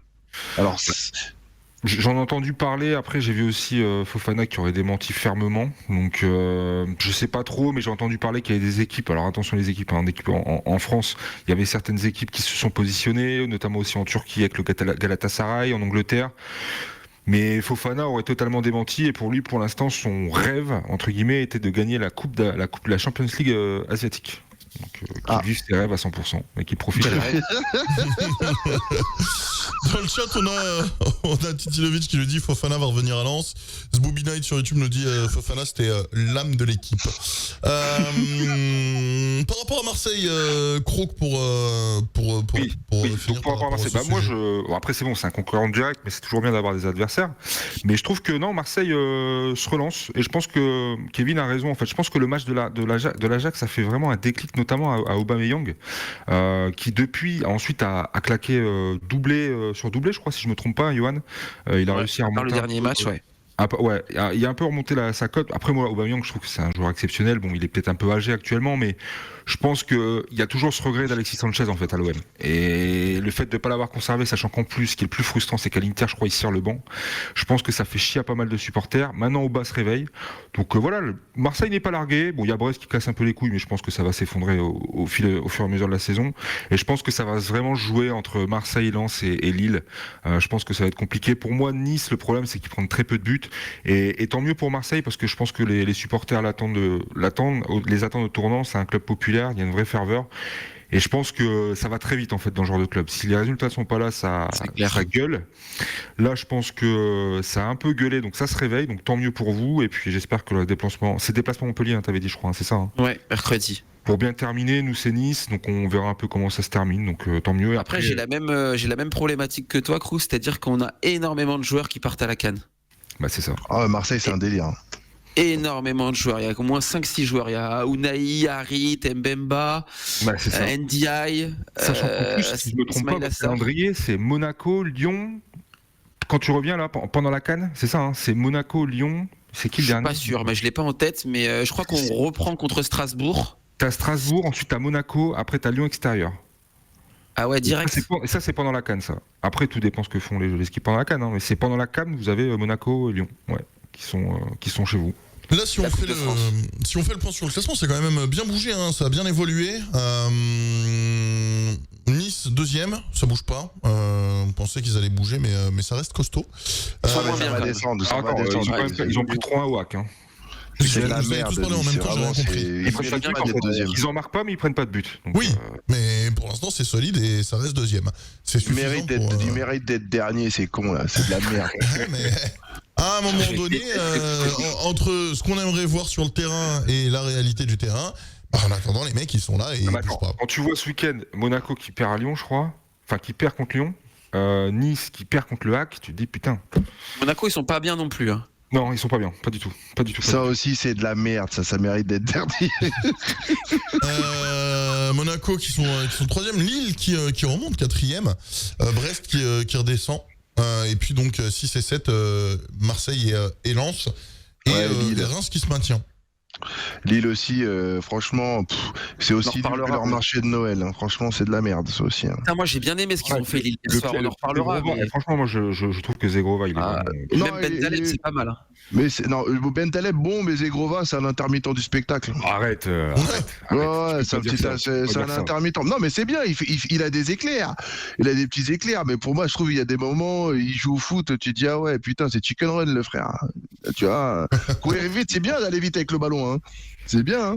Mais Non, moi je le trouve, moi je l'aime bien. Moi j'aime bien quand il part en débordement, qu'il refait son petit crochet pour Un joueur revenir frisson, un peu. directement au but. Moi j'aime bien. C'est le genre de joueur que j'aime bien. Je trouve qu'il est intéressant. Il apporte vraiment quelque chose sur l'équipe de Lille. Bon après c'est David le buteur qui était sur le banc et qui est rentré, qui a mis son but. Et après égalisation à la fin du match. Qu'est-ce que tu veux que je te dise, Kevin? J'avoue que tu peux l'avoir mauvaise, mais au final l'égalisation est là. Et ils l'ont fait. Ils ont pris le match nul. Je pense qu'un point contre Paris chez eux, c'est un bon résultat pour eux. Mais surtout j'ai dans vu, le ils ont jeu, ils fêté ont ça proposé quand des même. choses quand même. Lille. C'est clair. Ouais, sur les 20 dernières minutes, ils poussent fort quand même. Oh. Après, il faut dire que Paris, ça n'a pas bougé. Bon, je pense qu'on en parlera après, mais je pense que Paris, ça n'a pas bougé beaucoup. Hein. Tu vois les replis défensifs de Mbappé, ben il y en avait pas. Milieu de terrain, ouais, non, mais lui c'est vraiment, moi, tu vois, c'est quand il fait sa tête de con comme ça là, il m'énerve, mais putain, Il est insupportable. ça me rappelle l'année où Lille est champion. Sur la deuxième partie de saison, il était un petit peu dans ce style-là en fait.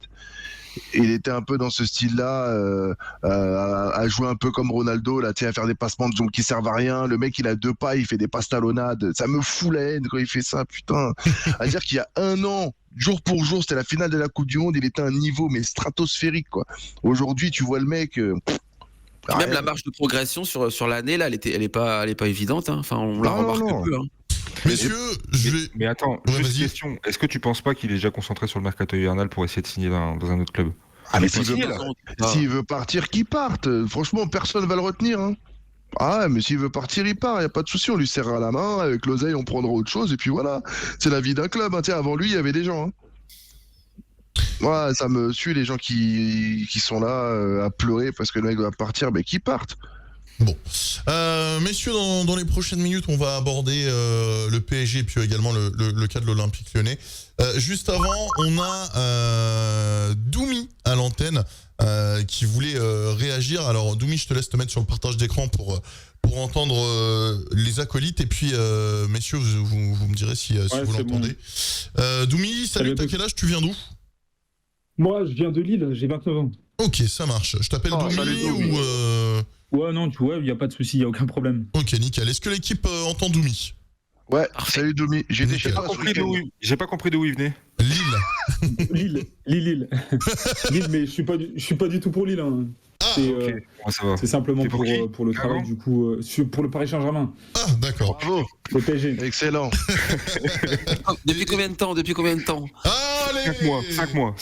Ah, depuis 2014. Depuis l'arrivée, en gros, dès que les chèques ils sont arrivés, je me suis dit, je vais me mettre pour le PSG. J'ai senti le filon. Et Non, tu viens d'où à la Des base? peluches de France Non, 98 à la base, quelque chose. à la base, je viens d'Orléans. D'accord. 45 dans le centre de la France. Oui, bon, ça va. Depuis toujours pour le PSG. Ça reste cohérent. Orléans, c'est à 1 heure de Paris. Bon, voilà. C'est ça, exactement. Mais moi, je ne venais pas du tout parler de ça. Là, justement, vous avez parlé de Seko Fofana et de la Ligue saoudienne, très brièvement. Et déjà, j'ai l'impression que vous avez un peu sous-estimé le championnat saoudien en parlant de Seko Fofana. Okay. Je dis pas de bêtises. Je sais pas exactement le nom de l'intervenant qui a parlé de Seko Fofana, mais Ouais, c'est moi. pour rappel quand même, Kevin, en Ligue saoudienne, il y a quand même eu Benzema, Firmino, Mané, Saint-Maximin, Riyad Mahrez, Fabinho, Kanté, etc. Et ils scorent pas autant que Ronaldo. Pourtant, dans leur championnat, l'année dernière, ils scoraient. Benzema, il a fait quand même une bonne saison. Il a gagné il y a 2 ans le Ballon d'Or. Enfin, il y a 1 an et demi le Ballon d'Or. Mané, qui est 2e du Ballon d'Or. Ça envoyait quand même. Du coup, Oui. est-ce que le championnat est vraiment si sous-estimable que ça? Ou bien c'est vraiment un championnat où c'est assez corsé en ce moment? Après, moi, la Je pense que question. la problématique, elle est pas là. En fait, pour moi, pour Fofana, un joueur de 27 ans qui, à ce niveau-là, après avoir quitté Lens, qui justement fait le plus dur en se qualifiant en Ligue des Champions, qui crève l'écran en Ligue 1 et qui se barre dans un championnat dans le fin fond d'Arabie Saoudite, franchement, je trouve ça dommage. Je pense qu'il aurait apporté Oui, mais vraiment est-ce que quelque c'est- chose d'un Ouais. point de vue européen, même si après il se barrait de Lens et qu'il est dans un autre club, peu importe. Mais je trouve que s'enterrer en Arabie Saoudite à son âge, encore t'as 32, 33 ans, t'as fait des trucs, t'as fait Ah des oui, Benzema, il a parcours. fini le jeu. Voilà, Benzema, il a fini le jeu. Ronaldo, c'est pareil. Fofana, je suis désolé, il a rien fini du tout. Il a crevé l'écran en Ligue 1, je suis d'accord. Mais d'un point de vue européen, pour moi, Fofana n'a rien fait et je pense qu'il aurait pu réellement faire quelque chose. Je suis désolé, quand tu vois le milieu box-to-box que c'était, je le voyais jouer pendant 2 ans non-stop, ces allers-retours entre la défense de Lens et l'attaque de Lens pour apporter les ballons à Openda pour qu'il puisse claquer, c'était franchement exceptionnel. Et il nous a régalé pendant une saison complète avec Openda et je trouve ça dommage qu'il est parti à 27 ans s'enterrer là-bas. C'est juste ce que je disais tout à l'heure avec Kevin et on en rigolait là-dessus.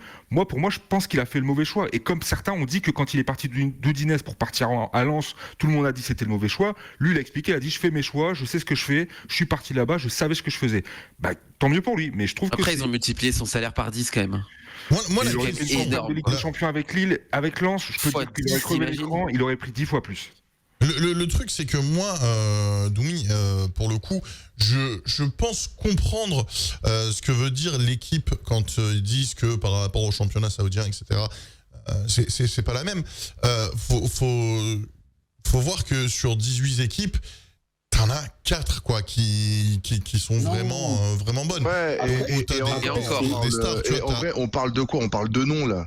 En t'as termes de Al-Hilal, jeu et de tout. Moi, j'ai jamais entendu un mec qui est venu me parler de la Ligue saoudienne en me disant, t'as vu comment Al-Hilal ils jouent? Ils ont un style de jeu comme ça. On me dit, ah, il y a Kanté, il y a machin, il y a ceci. Ouais, c'est les Power Rangers. non, mais j'ai l'impression- Personne ne parle de jeu. Tout le monde Bah oui. me fait la liste du Père Noël. en C'est- équipe c'est- qui ont des... Ton des- intervention, elle tombe à pic, Doumi, parce qu'en ce moment, il y a la Coupe du Monde des clubs. Et il y a le Ouais. club de Karim Benzema qui a été éliminé par le plus grand club Ouais, égyptien 3-1. qui s'appelle Al Ahly, Ouais. Ah bon 3-1, Allez, tu vois. ouais, Donc, ouais, ouais. Ah bah merde. Mais c'est pour ça que donc moi, ça j'ai te vraiment montre quand même une l'impression- idée du niveau des clubs saoudiens. En plus, je te prends un top club saoudien, c'est-à-dire le club de Benzema et de N'Golo Kanté, qui doit être le 3e meilleur club d'Arabie Saoudite. Et ils se sont fait éliminer au premier tour. Là-bas, ça commence direct en quart, la Coupe du Monde des clubs, par Al Ahly, qui est un grand club africain, mais qui reste par rapport au niveau européen un club d'un niveau très moyen. C'est l'un des plus gros clubs égyptiens du Caire.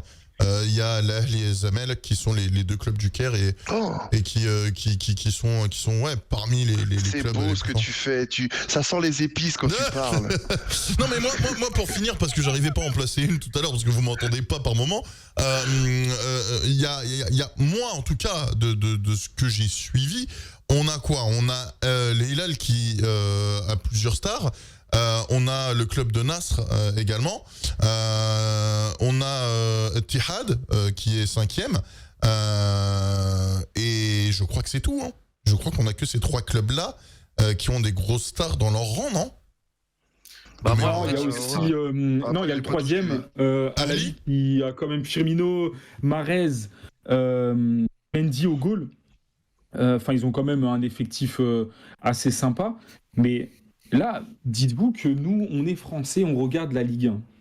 Mais la Ligue 1 a, je pense, un niveau similaire à la Ligue saoudienne. C'est pas similaire. C'est pas du Mais tout similaire. regarde Fofana comme il est en difficulté. Non mais Il après joue tu presque sais pas. que. Non mais Après, quand je vois regarde, ce que tu veux excuse-moi, mais dire. quand je regarde un Brest, alors je dis ça comme ça, hein, mais quand je regarde un Brest-Reims, je sais pas s'ils se sont affrontés ou pas, mais c'est un exemple, tu vois, ou quand je regarde tiens, on va prendre le classement de la Ligue 1, si je regarde un Lorient-Metz Metz-Toulouse. ou un Metz-Toulouse, bon... Toulouse, ils ont battu C'est pour Liverpool. ça que j'ai l'impression qu'on est en train de surestimer un peu le championnat français et de sous-estimer le championnat saoudien. Alors que le championnat saoudien, il y a quand même 4 grosses équipes. 4 grosses équipes. En France, il n'y en a qu'une des grosses équipes. Il n'y a que Ouais, le PSG. moi, je comprends ce que veut dire Doumi. Mais il se base sur les noms. Ouais, Non, mais- mais ça non, c'est mais- ça, c'est la liste du Non, Père non, Noël. non, non, non, non, C'est non, pas les noms, linéaire. sans se baser sur les Mais- noms, moi je peux comprendre ce qu'il dit. Qui parmi vous va se taper un match du samedi à 17h, bon là c'est l'hiver donc voilà, mais quand il faisait encore beau, qui va se taper un match du samedi à 17h, bon, je vous prends une connerie, hein, mais qui va se taper un Metz-Lorient? Qui va regarder un Metz-Lorient ou un Metz-Hack? Personne. Voilà. Non, mais après, il y a d'autres facteurs qui rentrent en compte parce qu'il n'y a pas de star à Metz, il n'y a pas de star à Lorient, parce que le match va être filmé n'importe comment. Mais si tu prends en compte le niveau du match, l'intensité, le nombre de courses qui a été fait à haute intensité, moi je pense qu'on est plus élevé que sur un match saoudien. Ça veut pas dire que le spectacle est plus agréable à regarder, ça veut dire que le niveau est plus élevé. J'en suis persuadé. J'ai des gros doutes. C'est juste que les noms sont moins clinquants, c'est pas sur Canal, il n'y a pas Ronaldo qui va faire sa célébration. Mais aujourd'hui, si un club saoudien il a perdu contre Al Ahly en Égypte, c'est qu'il y a quand même quelque chose à mettre en avant. Tu vois il y a quand même la PSL, la PSL elle est diffusée en intégralité sur Canal. Hein. Oui, c'est pour ça, c'est parce que c'est bien filmé. Oui, parce que c'est bien filmé, parce qu'il y a des noms et que ça fait vendre. C'est juste ça, tu vois. Et, regarde, moi je le vois même sur Twitter, des mecs, juste on parle de Ronaldo, on dirait on a insulté leur mère. Donc c'est ça en fait le truc, c'est que si tu mets de l'argent sur ce genre de championnat-là, il va y avoir forcément des gogos qui vont venir pour s'abonner. C'est normal. En plus déjà la Ligue 1, il la diffuse quasiment plus Canal+. Donc il faut bien qu'il se rabatte sur quelque chose. Mais moi, le truc que je voulais dire, c'est que j'ai regardé moi les matchs de championnat saoudien, parce que je vais pas parler juste pour dire machin, mais j'ai regardé les matchs et franchement c'est chaud. C'est chaud de ouf. Et regarde, il y a même une histoire d'un mec qui jouait en Régional 2 ou Régional 3 en France, qui est parti en Arabie Saoudite pour faire des essais, il a été pris. Et oui, le mec aujourd'hui, je crois, il gagne je sais plus combien de dizaines de milliers d'euros. J'ai suivi sur Instagram, il me faisait des TikTok aussi. Tu parles du Renoir là? Ouais, le Renoir, je crois qu'il est à Évry ou je sais pas où. C'est pour te montrer quel mec aujourd'hui il va quitter n'importe quelle banlieue en France pour aller jouer, je sais pas moi, dans un club type Lyon ou Marseille, il va faire 3 jongles, on va le prendre. Bien ça sûr. n'existe pas. Non, mais c'est de l'abus. Ça, c'est de l'abus. C'est totalement de l'abus. Parce qu'au final, franchement, ça joue vraiment bien. Les grosses affiches, ça joue très très bien. Vraiment. Non, bon, tu peux pas dire très très bien. L'année dernière, c'est pas l'année dernière que Marseille s'est fait frapper par Annecy, il me semble, non? Oui, mais ça après c'est la Coupe de France, c'est comme, enfin d'ailleurs c'est l'une des c'est pareil. pays, une petite équipe France, qui joue contre l'équipe de Ronaldo, ils vont se donner à 100%. Non, mais sur un match, je pense qu'il y a des variations de niveau. Il y a des variations de niveau qui sont très élevées, forcément, parce que le championnat est en train, entre guillemets, de grossir. Mais quand on regarde, par exemple, un match contre, par exemple, Nasr contre Al Hilal, c'est un très gros match, hein. Très très gros match, hein. Ça joue très très bien. Le problème, c'est que si tu dis très gros match pour ça, s'il y a un City-Liverpool, tu vas employer quoi comme adjectif? Ah oui, non mais voilà. Est-ce que sur la scène continentale, tu trouves que l'Arabie Saoudite est vraiment bien positionnée? Des joueurs comme Fofana qui partent, ou bien d'autres joueurs. Nous, en Europe, j'avoue, on a la Ligue des Champions. En Amérique du Sud, c'est la Libertadores. Enfin, tu vois, en Amérique, pardon, c'est des championnats qui donnent envie, des coupes qui donnent envie. Je suis désolé, quand tu vas en Arabie Saoudite, vas-y, t'as le championnat, ok, peut-être les 3-4 premières équipes sont bonnes, ok, il y a peut-être du jeu si tu veux, mais après, au-dessus de ça, il n'y a rien, c'est le néant. C'est le néant. Tu vas pas me dire que tu vas regarder la Champions League asiatique, honnêtement. Et surtout, il faut différencier l'aspect spectaculaire du niveau de jeu. C'est pas parce qu'il y a 6 buts dans un match, 3-3 avec doublé de Ronaldo et doublé de Mané, ils sont dans le même club, mais on s'est compris que le niveau est bon, ça veut rien dire ça. Tu vas voir un match de district en bas de chez toi, il peut y avoir 4-4 aussi, tu vois. Non, mais je parle vraiment en termes de jeu. Par rapport au niveau d'une équipe.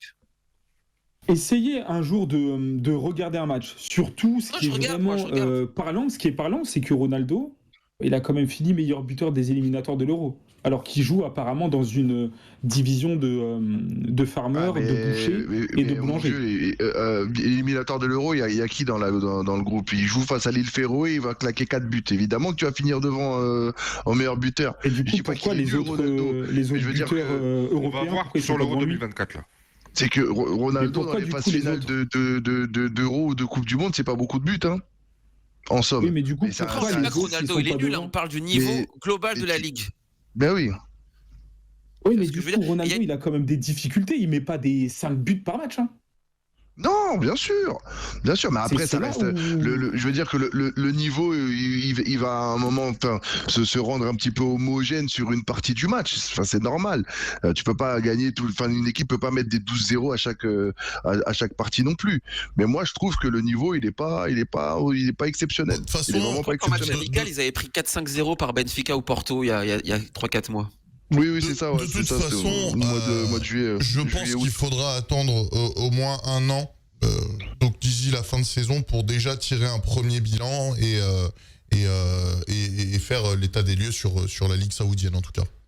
Oui. Tu pourras nous rappeler. Ouais, et je voulais Donc, juste rajouter ouais, un y a truc, pas de souci. c'est qu'une fois Arsène Wenger, il a dit que tu reconnais, enfin tu juges le niveau d'une équipe quand tu prends ton moins bon joueur de l'effectif. Ton moins bon joueur, tu peux voir à peu près ce qu'il vaut par rapport à ton équipe globale. Et dans ces équipes-là, je suis sûr que les moins bons joueurs, c'est des niveaux régionaux en France, tu vois. C'est exactement ça, c'est ce que j'allais dire. Au-delà des grandes stars, quel joueur de l'Arabie Saoudite peut jouer dans un top, Voilà. d'un club de top 10 en Ligue 1? Pour vous, c'est Aucun. même pas niveau Ligue 2 ? Non, même Ligue 2, frérot, je pense que c'est national en vrai. Hein. Il y a des joueurs, ils ont le niveau national 2. Hein. Bon. Bah on rouvrira ce débat d'ici fin de saison, parce que là il faut qu'on avance sur Lyon et le PSG et qu'on finisse sur ça. Merci en tout cas d'avoir été là, mon frérot. Il n'y a pas de souci. Merci à En toi. tout cas, bon courage. Merci, mon vieux, c'est cool. Et puis, n'oubliez pas, cette année, c'est pour le PSG, du coup. On 2024. espère, on croise les doigts. On l'espère, mon vieux. Comme tous les ans. Merci mon frérot. La 10e de suite. Bonne soirée, ciao. Du coup, mesdames et messieurs, on va rapidement aborder les deux derniers sujets de tout simplement de Ligue 1. Rapidement dans le chat, on a Titilovic qui nous dit le championnat saoudien a peut-être des stars mais n'a pas encore le professionnalisme, l'expérience de la Ligue 1, ce qui crée une différence énorme. Axelio nous dit mettez 4 équipes saoudiennes en Ligue 1 et on verra. Ils font ventre mou. Le championnat portugais, c'est comment alors par rapport à la Ligue saoudienne? Le niveau global, tu peux pas le comparer au top 10-15 européen. Bon, bref, on en reparlera, ne vous inquiétez pas. On en reparlera et C'est ouf quand même. Hein. On rouvrira le débat à la fin de perception des gens. Ils sont les clubs français en Coupe du Monde des clubs. Alors justement, c'est en 2025, je crois, j'ai entendu ça. En 2025, la Coupe du Monde des clubs va s'ouvrir à l'international. Et donc on aura le PSG, entre autres, qui figurera parmi la liste des clubs, si je dis pas de bêtises, messieurs. Ouais, c'est ça, il y a une nouvelle formule, ouais. Mais là, de base, quand il y a... Vas-y. Non, vas-y. Là, la Coupe du Monde des clubs, c'est juste les vainqueurs des Ligues des Champions de chaque continent. C'est Hein. ça. Ouais, c'est ça. Donc c'est normal qu'il n'y ait pas de club français parce qu'il n'y a qu'un seul représentant européen, c'est celui qui a gagné avec des champions. Donc pour nous, les Européens, ce sera Manchester City. Mais visiblement, il y a une nouvelle version qui arrive avec des phases de poule, machin, je sais pas quoi. C'est ça. Et ça sera normalement, si je raconte pas de conneries, l'été, les étés où il n'y a pas de compétition européenne. Enfin, compétition internationale, pardon. Que ça soit l'Euro, la Coupe du Monde. On dit bonjour à Voltraxel et Marvel qui sont là sur Twitter. Je savais pas que maintenant on pouvait commenter sur Twitter, visiblement. Ils ont rajouté un chat sur Twitter, donc bienvenue à vous. Bienvenue sur Twitter à ceux qui parlent dans le chat. Je viens de voir vos messages à l'instant et je savais pas qu'on pouvait désormais envoyer des messages. L'Olympique lyonnais qui s'en sort et qui quitte enfin la zone des marécages, la zone marécageuse et la zone éliminatoire, puisque ils sont 16e, eux qui étaient jusqu'alors 18e. L'OL qui grappille 2 places. Messieurs, en rapide, en quelques mots, on va commencer par allez Crook, tiens, l'OL. Bah écoute, moi j'arrêtais pas de dire depuis le début de saison que pour moi Lyon ça serait Ligue 2. La preuve tout à l'heure on disait qu'en Ligue 1 de toute façon il suffisait que tu fasses une petite série et t'arrives à remonter. Et là c'est ce qui s'est passé. Ils ont fait 2 matchs de victoire. Ils ont gagné contre Toulouse 3-0 et 1-0 contre Monaco là ce week-end. Ils sont revenus à hauteur de Lorient. Bon ils ont un point de retard mais ils sont premier relégable je crois. Enfin du moins en barrage. Barragiste voilà c'est ça, je cherchais le terme, merci Johan. Tant mieux pour eux, j'espère que Textor va garder Pierre Sage, je pense qu'il apporte vraiment quelque chose. Déjà il met les noms sur le terrain, la Casette, Cher qui sont de retour, donc tant mieux pour Lyon. Il arrive à les faire travailler ensemble. Je pense que c'est quelqu'un qui doit être respecté au sein de l'institution lyonnaise, pardon. Donc tant mieux pour Lyon. J'espère pour eux que ça va pas descendre. Moi, j'ai toujours un doute. On verra le recrutement de Textor parce que vu ce qu'il nous a sorti avec ses 50 millions et les joueurs qui voulaient les chercher, alors lui, je pense qu'il est sur une autre planète. Ça, c'est encore un autre sujet. Mais tant mieux pour les Lyonnais. Je pense que c'est une petite bouffée d'oxygène avant la trêve, sachant qu'en plus, si je me trompe pas, là, ils vont se déplacer pour terminer ils vont accueillir le FC Nantes. Donc je pense qu'il y a moyen de faire un résultat, donc on verra pour eux s'ils arrivent à se sortir de la zone rouge avant la trêve. Je pense qu'ils pourraient terminer l'année 2023, on va dire, en limitant la casse. Kevin. Ouais, alors quand tu regardes les dynamiques des équipes du bas du classement, Lyon c'est la seule équipe, on va dire, qui a enchaîné les 2 victoires consécutives. À part Metz, il y a que Lyon qui a réussi. Et c'est ça en fait qui les sauve, c'est que devant ça avance pas Les vraiment. autres sont mauvais. Les autres sont encore plus mauvais qu'eux limite, et eux ça se voit encore plus parce que bon, on va dire qu'ils n'étaient pas programmés pour être là. Et mais oui, c'est tant mieux pour eux. Ils sortent un peu la tête de l'eau, mais bon, Krug parlait du recrutement de Lyon, et j'entends des noms incroyables. Aguerd, je crois. Ouais, j'ai vu lui à Gerd, j'ai vu Badiachil de Chelsea. Je me suis dit, mais attends, mais frère, comment tu vas convaincre des mecs qui jouent à Aston Villa? Je crois Gerd c'est Aston Villa, si je me trompe pas. Hein. C'est ça. C'est ça, ouais. Il est 3e de titulaire PL, de venir à Lyon, qui est dernier de Ligue 1. Mais lui, je crois qu'il est sur une autre planète. Hein. Je sais pas comment il va le convaincre. Mais... En plus, rien que la masse salariale, c'est pas possible. Enfin, tu peux pas rivaliser avec Aston Villa.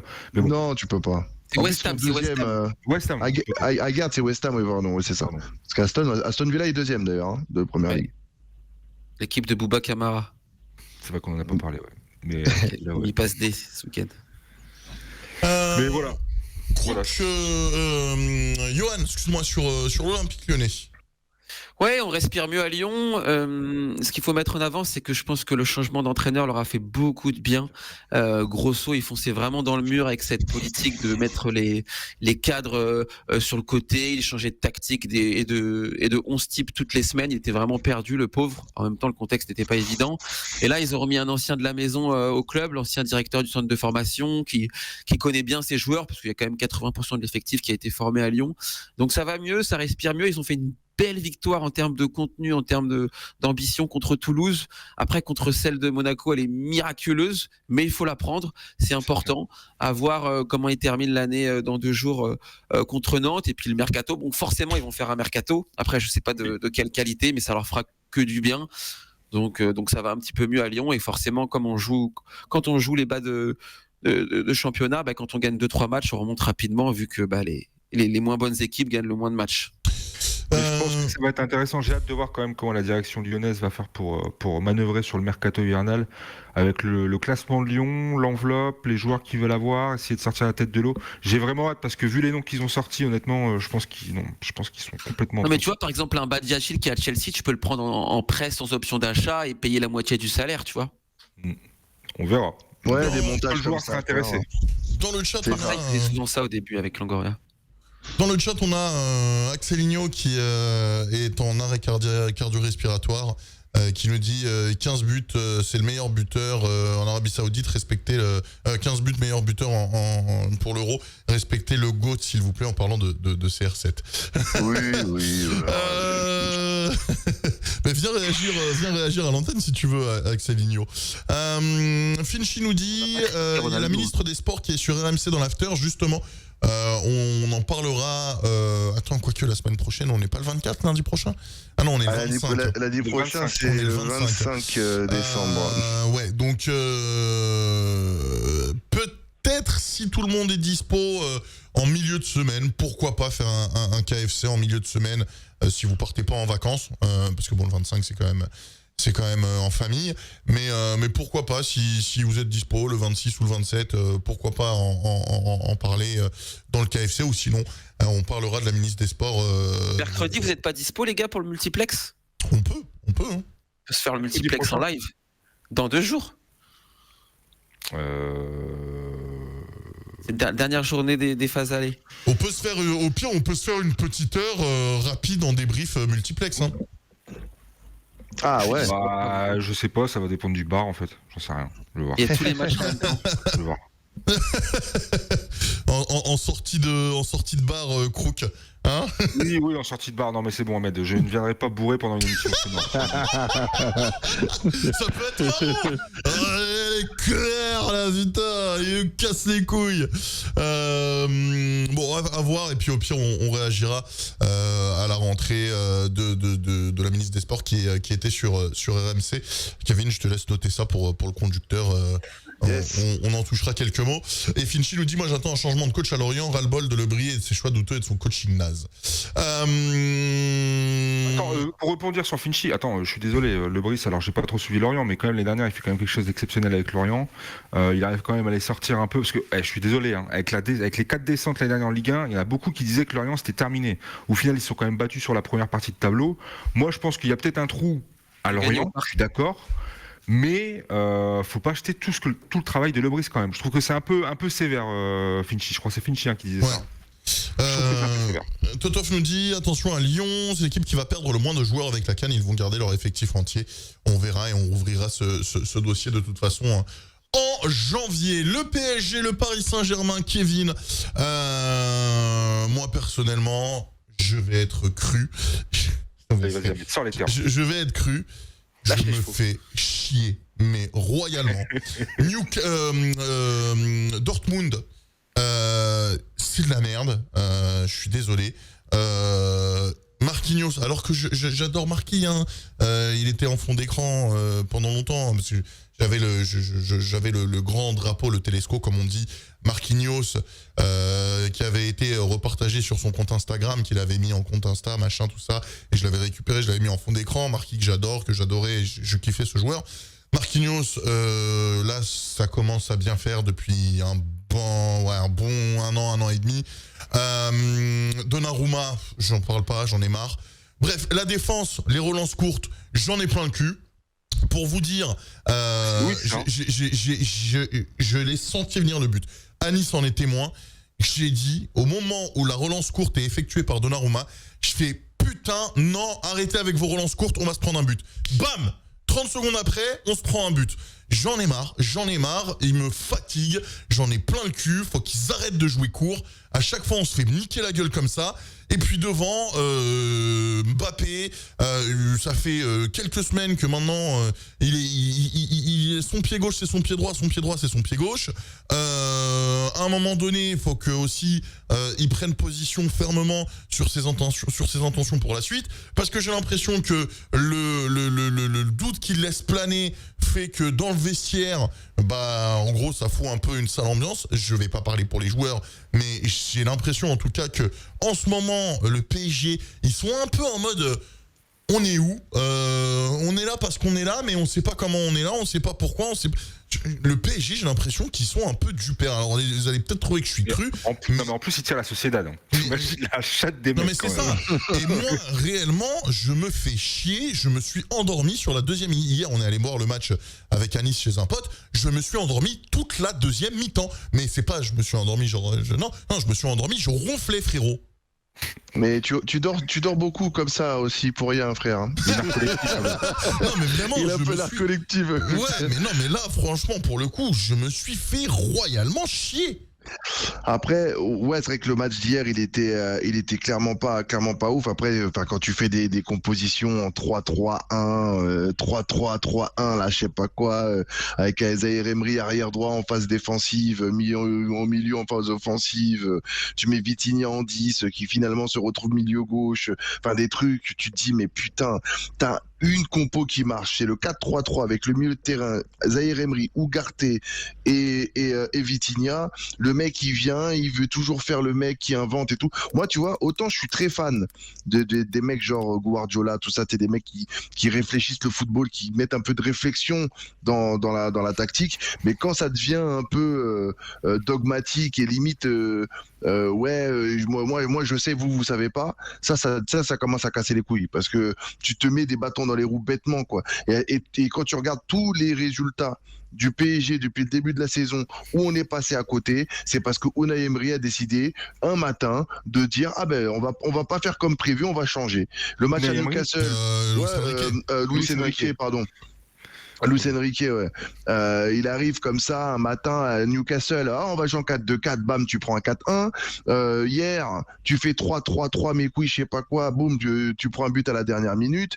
Enfin, c'est toujours des pitreries comme ça. Et moi, je ne comprends pas pourquoi il ne veut pas installer une équipe pour que cette équipe joue ensemble et apprenne à avoir des automatismes. Et il faut arrêter avec Mbappé en neuf aussi. Ça, c'est des trucs. Alors oui, je veux bien que le mec il fasse la gueule et tout machin. Mais son poste n'est pas numéro 9, putain. C'est pas possible. Mais laisse encore le Randall Timberland, là, en pointe. Sans patate. Randall Timberland en pointe encore, tu vois, ça va. Ou alors Gonzalo Ramos, là. D'ailleurs, lui, c'est ouf parce que il a disparu, quoi. Bon, il est peut-être blessé, mais le gars, même avant qu'il soit blessé, il rentrait pas. PSG nous parle de Donnarumma. Moi, je parle de Donnarumma sur le match de Dortmund. Et Axel nous dit on n'a toujours pas de milieu de terrain. Le meilleur, c'est Warren. Dieu merci, il est stratosphérique. Le milieu de terrain au PSG, c'est toujours un putain de souci. Je retourne sur Club Pro parce que là, la discussion va m'irriter.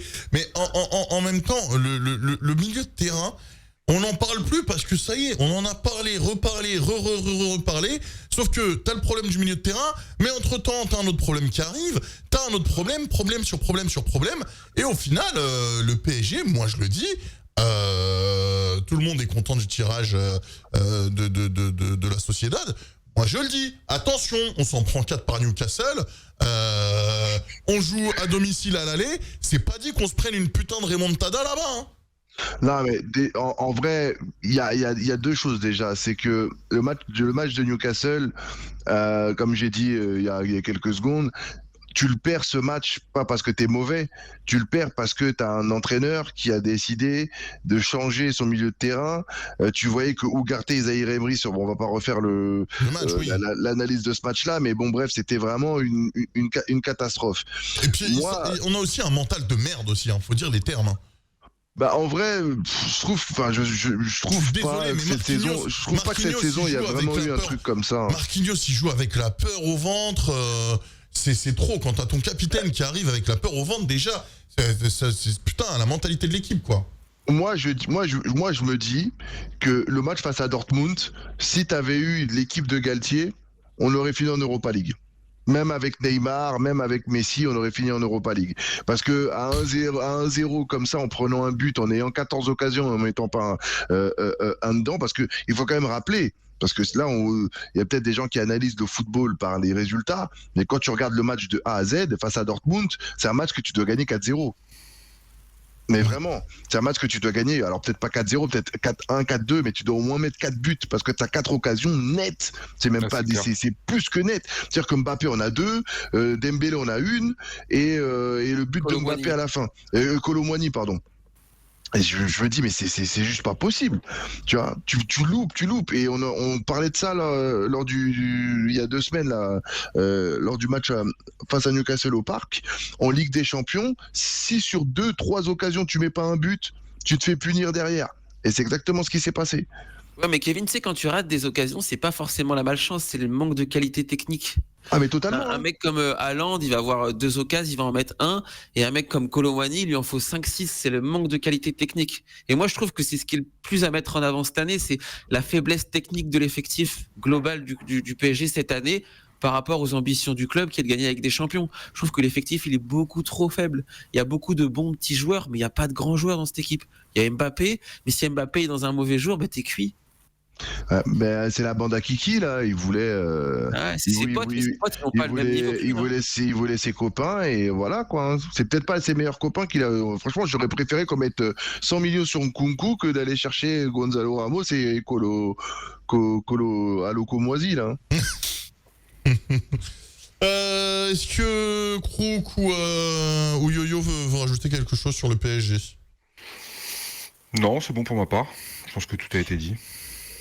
Ouais, non, je voulais mettre en avant ça, la faiblesse de la qualité technique cette année du PSG. Je comprends pas pourquoi cet effectif a réduit en termes de qualité à l'intersaison. Alors je trouve ça bien d'avoir viré un petit peu les virus du club comme Messi et Neymar qui n'étaient pas forcément investis dans le projet, mais le problème c'est qu'il fallait les remplacer par des gens qui avaient une qualité technique, alors peut-être pas du même niveau que ces deux-là, mais qui avaient une qualité technique pour emmener le PSG au sommet, c'est-à-dire gagner avec des champions. Et aujourd'hui, quand tu fais la comparaison avec City, Liverpool ou le Real Madrid en termes de qualité d'effectif, on n'est pas au même niveau. Enfin, on est sur un effectif moins bon.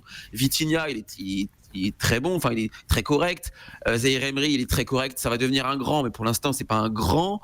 Ugarte, il est très mignon, mais c'est pas des grands joueurs, ça. Et tu peux pas gagner avec des champions sans avoir au moins 4-5 grands joueurs ou au moins 2 par ligne, tu vois. Le seul truc qui pourra nous... Je suis choqué par les résultats, moi. Le seul truc qui pourra nous sauver, parce que regarde, quand tu regardes Liverpool qui gagne la Ligue des Champions en 2019, au milieu de terrain, il n'y avait pas de joueurs hyper techniques. Tu n'avais pas des mecs profil Verratti, profil Modric. Dans ce milieu de terrain, parce que tu regardes Henderson, c'était quoi? C'était Henderson, Fabinho, Milner, je crois, le milieu de terrain, si je raconte pas de conneries. Je crois que c'est un truc comme ça. Tu vois, on est plutôt sur des mecs un peu bouchés. Bon, Fabinho est technique. C'est un mec qui sait orienter le jeu, machin, tout ça.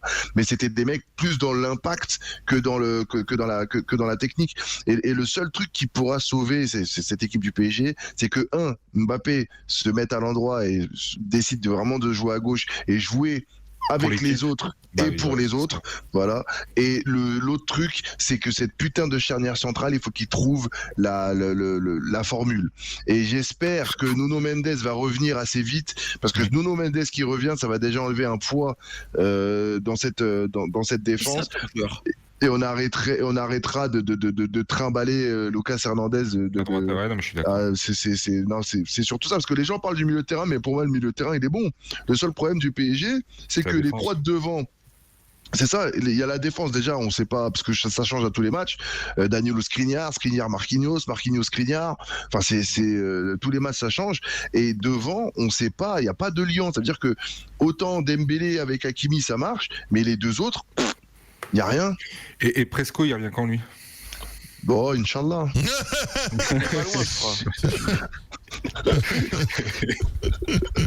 Ok, merci. Non, mais Kevin, le milieu, tu le trouves bon, mais par rapport aux équipes qui sont potentiellement futurs vainqueurs avec des champions, par exemple par rapport à Bellingham, Modric, Camavinga ou De Bruyne, Rodri, Bernardo Silva, il y a quand même un gap de fou, non? Ouais, enfin, oui, bien sûr, il y a un gap. Moi, après, je me dis que Vitinha, Ugarte et Zaïre Emery, je trouve que le milieu est cohérent. Après, je pense que ça va prendre du temps. Emery, il faut que j'arrête avec Emery parce que je pense beaucoup à lui. Luis Enrique, il est arrivé au mois de juillet. Donc moi, je pense qu'il faut laisser le temps. En plus, mais tu regardes la moyenne d'âge de ce milieu de terrain, elle est de 19 ans ou 20 ans, je crois, un truc comme ça. Voilà. Donc c'est très très jeune, ça prendra du temps. Mais moi, je suis persuadé que les trois là, s'ils continuent ensemble, ça peut devenir vraiment un élément fort du futur Paris Saint-Germain. Ok. On a Totov qui dit la vraie question est plus compliquée. Plusieurs entraîneurs, toujours la même chose, mais après tous les entraîneurs partis ont réussi derrière à gagner. Le problème est plus dans la structure et la mentalité des joueurs. Anis nous dit le virus c'est Mbappé, il est incapable de porter l'équipe. Il voulait les clés, il les a eues et voilà le résultat. Ça rejoint un peu ce que j'ai dit tout à l'heure. Je vous ai dit quoi sur Mbappé il y a quelques mois, il recommence. Ça rejoint un peu ce que je vous ai dit tout à l'heure. C'est-à-dire que Mbappé, en fait, le problème du PSG, c'est que il y a toujours un élément, un facteur qui va faire que le club va partir en couille. À un moment donné, c'était Leonardo, ensuite c'était Pierre-Paul Jacques, ensuite c'était machin, ensuite c'était un tel. Maintenant c'est Mbappé. Mbappé, il a voulu convier tout le monde, on a viré tout le monde, on a construit une équipe autour de lui. Maintenant le mec, il est pas capable d'assumer ses responsabilités et le mec, il est inconstant. Alors, je sais que je vais me faire des ennemis en disant ça, mais oui, aujourd'hui Mbappé est inconstant et je suis désolé, le niveau de Mbappé par rapport au niveau qu'il y avait il y a 2-3 ans, il est mais 2 fois moins bon. Il faut dire les termes. Il est 2 fois moins bon.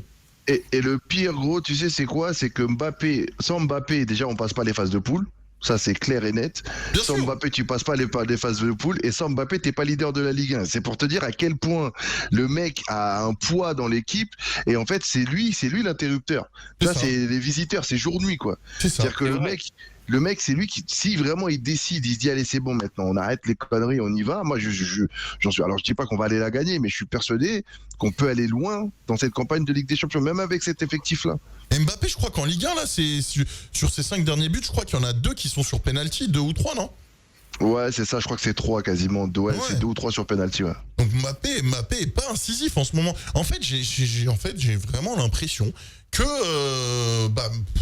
il est arrivé au bout d'un cycle. Je sais pas ce qui se passe dans sa tête, mais en tout cas, ce qui est sûr et certain, c'est Faut que j'enquête. Mbappé, là, aujourd'hui, à mets-le dans l'émission. l'actuel, On va lui à parler. l'instant T, au Real, il se fait déchirer. Non, mais Il se déjà, fait au déchirer. Real. Ouais, non, tu peux pas. Au Real, tu fais un match comme ça, là, où tu fais comme ça juste parce que quelqu'un te fait pas une passe. T'es dans El Chiringuito pendant une semaine, crois-moi que tu vas en avoir marre de tout ça. Parce que c'est vrai qu'on dit beaucoup la presse française, mais les Espagnols, c'est des tarés, hein. Ouais. C'est des Frère, malades. je suis très protecteur, nous, avec Mbappé en France. Ah oui, mais totalement. La Mais bien formule sûr. pour la défense, Marquinhos dehors. Bon bah Anis qui me rejoint un peu sur Marquinhos qui moi pour Oui, moi non, mais il a fait Marquinhos, son c'est une temps. cata.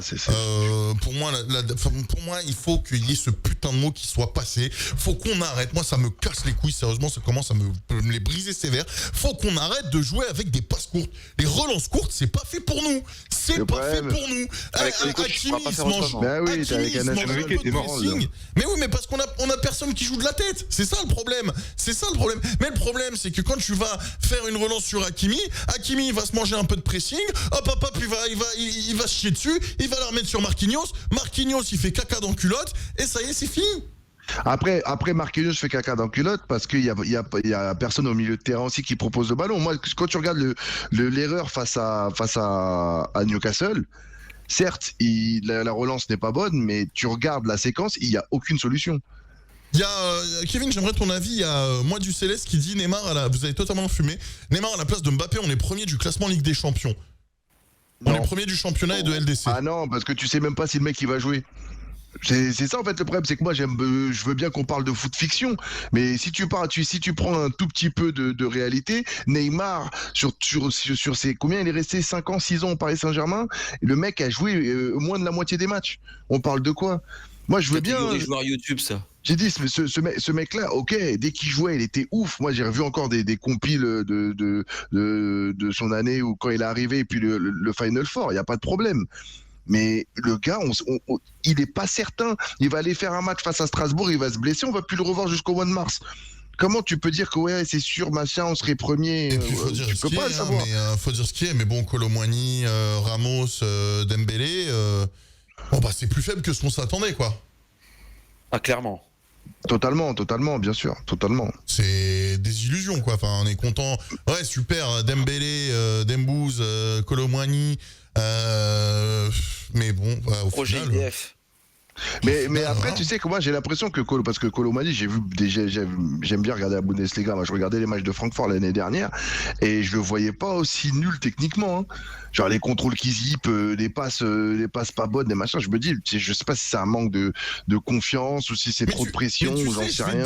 J'ai l'impression que Mbappé a tendance à parasiter les joueurs parce que mine de rien, quand il n'y a pas Mbappé, les peu de fois on n'a pas vu Mbappé, j'avais l'impression que Dembélé, Kolo Muani, ils arrivaient plus à libérer leur jeu, tu vois. Après, c'était une petite période lors du match face à Marseille où Mbappé sort sur blessure. Ouais, franchement, je sais pas, j'ai pas assez d'éléments pour dire ça ou. Il y a Anis qui dit contre Marseille, il sort, on a vu un grand Ramos et un grand Kolo Muani.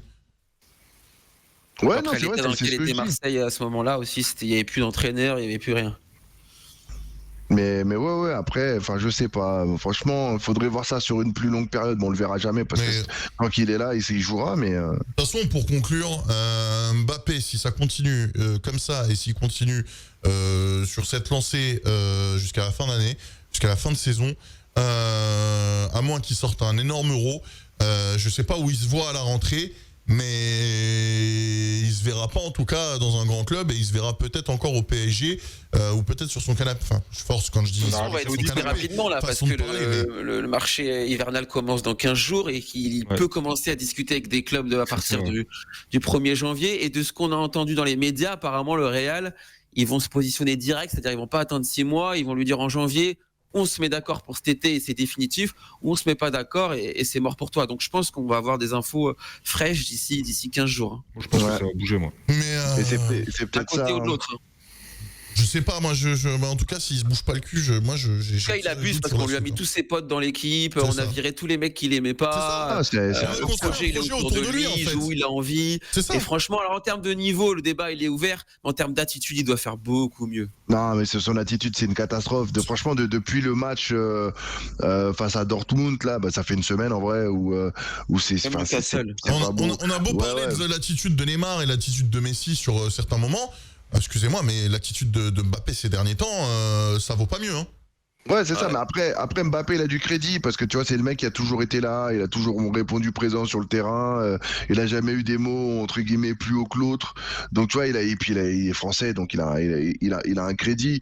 Tu vois, Neymar, je trouve que c'était différent, il avait ce côté un peu déjà je m'emballais de ouf. Tu sais, il faisait parce que faut quand même rappeler que Neymar, il faisait des dingueries, frère. Hein. Au-delà des fêtes, des machins, le mec, il était connecté sur Twitch jusqu'à je sais pas combien jusqu'à 2h, 3h du matin alors qu'il avait entraînement le lendemain. Hein. Mais il jouait au poker. Pourquoi il est resté linéaire, lui ? C'est-à-dire qu'il s'en foutait du début à la fin, il n'a pas changé d'attitude. Alors qu'Mbappé, il veut te faire croire que C'est ça. le problème, c'est les autres et que lui, si tu le mets dans les meilleures conditions, il va te faire performer l'équipe. Ouais, il est Et très toi, bon c'est même pas cool manipulateur. pour ses En tout cas, hein. coéquipiers, tu vois. T'as Ouais, je suis l'impression qu'il joue totalement avec des d'accord. nuls, en fait. Tu sais, t'as l'impression qu'il montre à ses coéquipiers qui sont nuls. Il y a Tu sais, il lève les Axelinho, bras, il dit ouais, il faut mettre les occasions quand on les a. Axelinho, et on finira sur ça, qui dit Mbappé au Real, les gars, vous êtes pas prêts. On va se rendre compte que le PSG, c'est définitivement pas le même monde. Mettez-lui Vinicius, Bellingham, Valverde, Alaba, Rodrigo et compagnie. C'est pas Vitinha, Colomboigny et Ramos. Ça, c'est vrai, je suis d'accord. Oui, non, il a raison. Hein. Il a Tu vois, totalement c'est raison. naze s'il se comporte bien au Real et pas bien à Paris, tu vois. C'est des mecs comme Mbappé qui doivent mettre en avant l'institution du Paris Saint-Germain. Si c'est pour se comparer tout mignon après au Real et faire le kéké au PSG, c'est ridicule de sa part, en C'est fait. ça, et surtout qu'il vient avec ses grandes phrases, machin. Ouais, non mais moi, je veux gagner la Ligue des Champions au Paris Saint-Germain pour entrer dans l'histoire. Frérot. Après, on parle de ça, il est pas parti encore, les gars. Hein. Tu vois, Oui, parce que il est moi, pas parti le encore, mais truc, c'est excuse-moi, que- s'il continue à jouer avec ce niveau-là, la Ligue des Champions, on peut l'avoir dans le cul. Hein. Moi, je Tu te le sais dis. que moi, historiquement, après, bon, je connais des gens certes qui sont autour de sa personne, mais je sais que quand il est comme ça, quand il boude un petit peu, et c'est qu'il veut obtenir quelque chose. Ah, mais Soit, s'il y en a marre des soit caprices. Nasser lui a pas donné, soit Enrique lui a pas donné, mais tu sens que quand il commence à faire un petit peu le bougon, à pas fêter ses buts, parce qu'il sait que ça va faire parler, parce que le mec il se mouche, on va dire pourquoi il s'est mouché. Donc je sais que quand un truc comme ça, vous allez voir, hein, si on gratte un peu, il y a un truc derrière. Bon.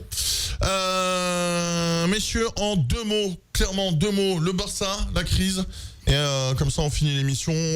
Tiens, on va commencer par Kevin. Ouais, bah, ça fait une petite crise de résultats là côté Barcelone. Là, ils ont enchaîné deux contre-performances après la défaite face à l'Espagnol de Barcelone. Pas l'Espagnol, pardon, face à l'Atlético Madrid. Là, ils ont encore fait un mauvais C'était résultat Giron, ce week-end. C'était Giron, pardon. Du coup, ça fait 3 matchs parce qu'il y a eu Ouais. l'Atlético perdu, Giron. Non, ils et ont le gagné match nul. Atlético, but de Joao Félix. Ah oui, c'est vrai, oui, non, c'était Giron, alors ouais, j'ai confondu. Donc c'est Giron et Valence, pardon. Giron et Valence, et là, du coup, ils ont des points de retard. C'est ça. 5 points. Ouais, c'est 5 points de retard face à, même un peu plus, ça fait 7 points même. 7 points de retard face au Real, et le titre qui s'envole. Xavi, il joue gros lors de du 8e de finale là, face à Naples, en Ligue des Champions. Crook. Non, bah écoute, pour moi, le Barça un peu détaché. 7 points de retard, je crois, sur le Real et 9 sur Giron. Donc, je pense que c'est un peu compliqué. Après, je pense qu'ils sont en mesure de le faire. Mais c'est vrai que dans ce championnat-là, ça sent que Giron, en plus, c'est en train de surperformer, mais un truc de dingue. Donc, à voir. J'ai un gros doute sur Xavi. Est-ce qu'il va rester en place? Est-ce qu'il va pas rester en place?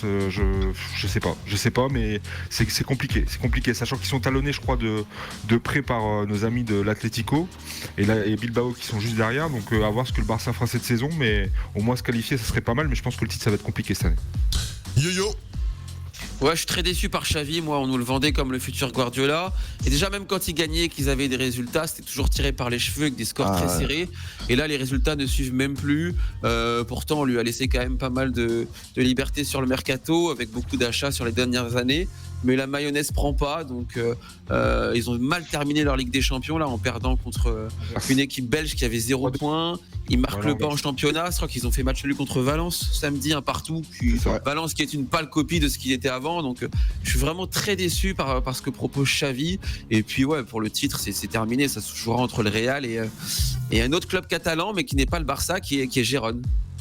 D'ailleurs, le Barça qui a pris un but en Ligue des Champions, le but vainqueur, c'est un petit du FC Montrouge qui a marqué. Un ancien petit du FC Montrouge, qui est parti en Belgique, et le mec il joue en Ligue des Champions, et c'est beau. Totof nous dit apparemment le Barça serait sur Arteta pour la saison prochaine. Et bon, on suivra ça dans le Kick Football Club. Merci beaucoup messieurs d'avoir été là. Merci à toi, bon, si jamais on arrive à caler un KFC mercredi à la fin du multiplex, mais bon, j'en doute très, très fortement, on va se revoir, on se reverra pas d'ici là. Donc je vous souhaite un joyeux Noël, mes amis. Joyeux Noël à vous. Toi aussi. Bien. Très belle fête de fin d'année. Je vais pas vous souhaiter la bonne année en avance parce que sinon visiblement ça porterait malheur, mais bref. On se revoit du coup en janvier. Alors attendez que je prenne le calendrier. Le 1er janvier, bah du coup c'est un lundi, donc fuck. Donc ce sera le 8 janvier. On se voit pas on se voit pas pendant 3 semaines là. C'est ça. Donc on essaie quand même mercredi, pourquoi pas, on verra. Ouais, si Croc est pas trop arraché en sortant du bar. Je sais même pas si j'irai bosser le lendemain. Donc je vais aller noyer ma déprime dans des pintes de bière. Ouais, c'est ça, exactement. Bisous mon Croc, bisous, Kevin, bisous Yo-Yo, PJ qui vous dit bonne fête les chroniqueurs. Merci PJ, merci pour eux. Je vous fais des bisous, bien évidemment. L'émission sera à retrouver en intégralité, ainsi que celle de la semaine dernière. Yo-Yo est déjà parti. Ainsi que celle de la semaine dernière, elles seront à retrouver en intégralité, bien évidemment, sur YouTube, sur ma chaîne secondaire. On embrasse ceux qui étaient là sur Instagram, on embrasse ceux qui étaient là sur YouTube, on embrasse ceux qui étaient là sur Twitter, ceux qui étaient là sur Kick, ceux qui étaient là sur Twitch, ceux qui étaient là un petit peu partout.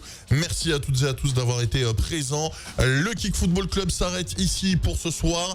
On revient à la rentrée, et si jamais vous avez envie de continuer votre soirée, sachez que la soirée continue avec un film de Noël et Frenchy Shore sur la Chômage Télévision. Rendez-vous sur kick.com/ahmedelendi. Ceux qui sont sur Kick, vous avez l'habitude. On coupe 2 secondes pour la rediff, et puis on revient dans moins de 10 minutes. Merci à toutes et à tous. Bonne soirée. Le Kick Football Club revient à la rentrée 2024. Ciao tout le monde.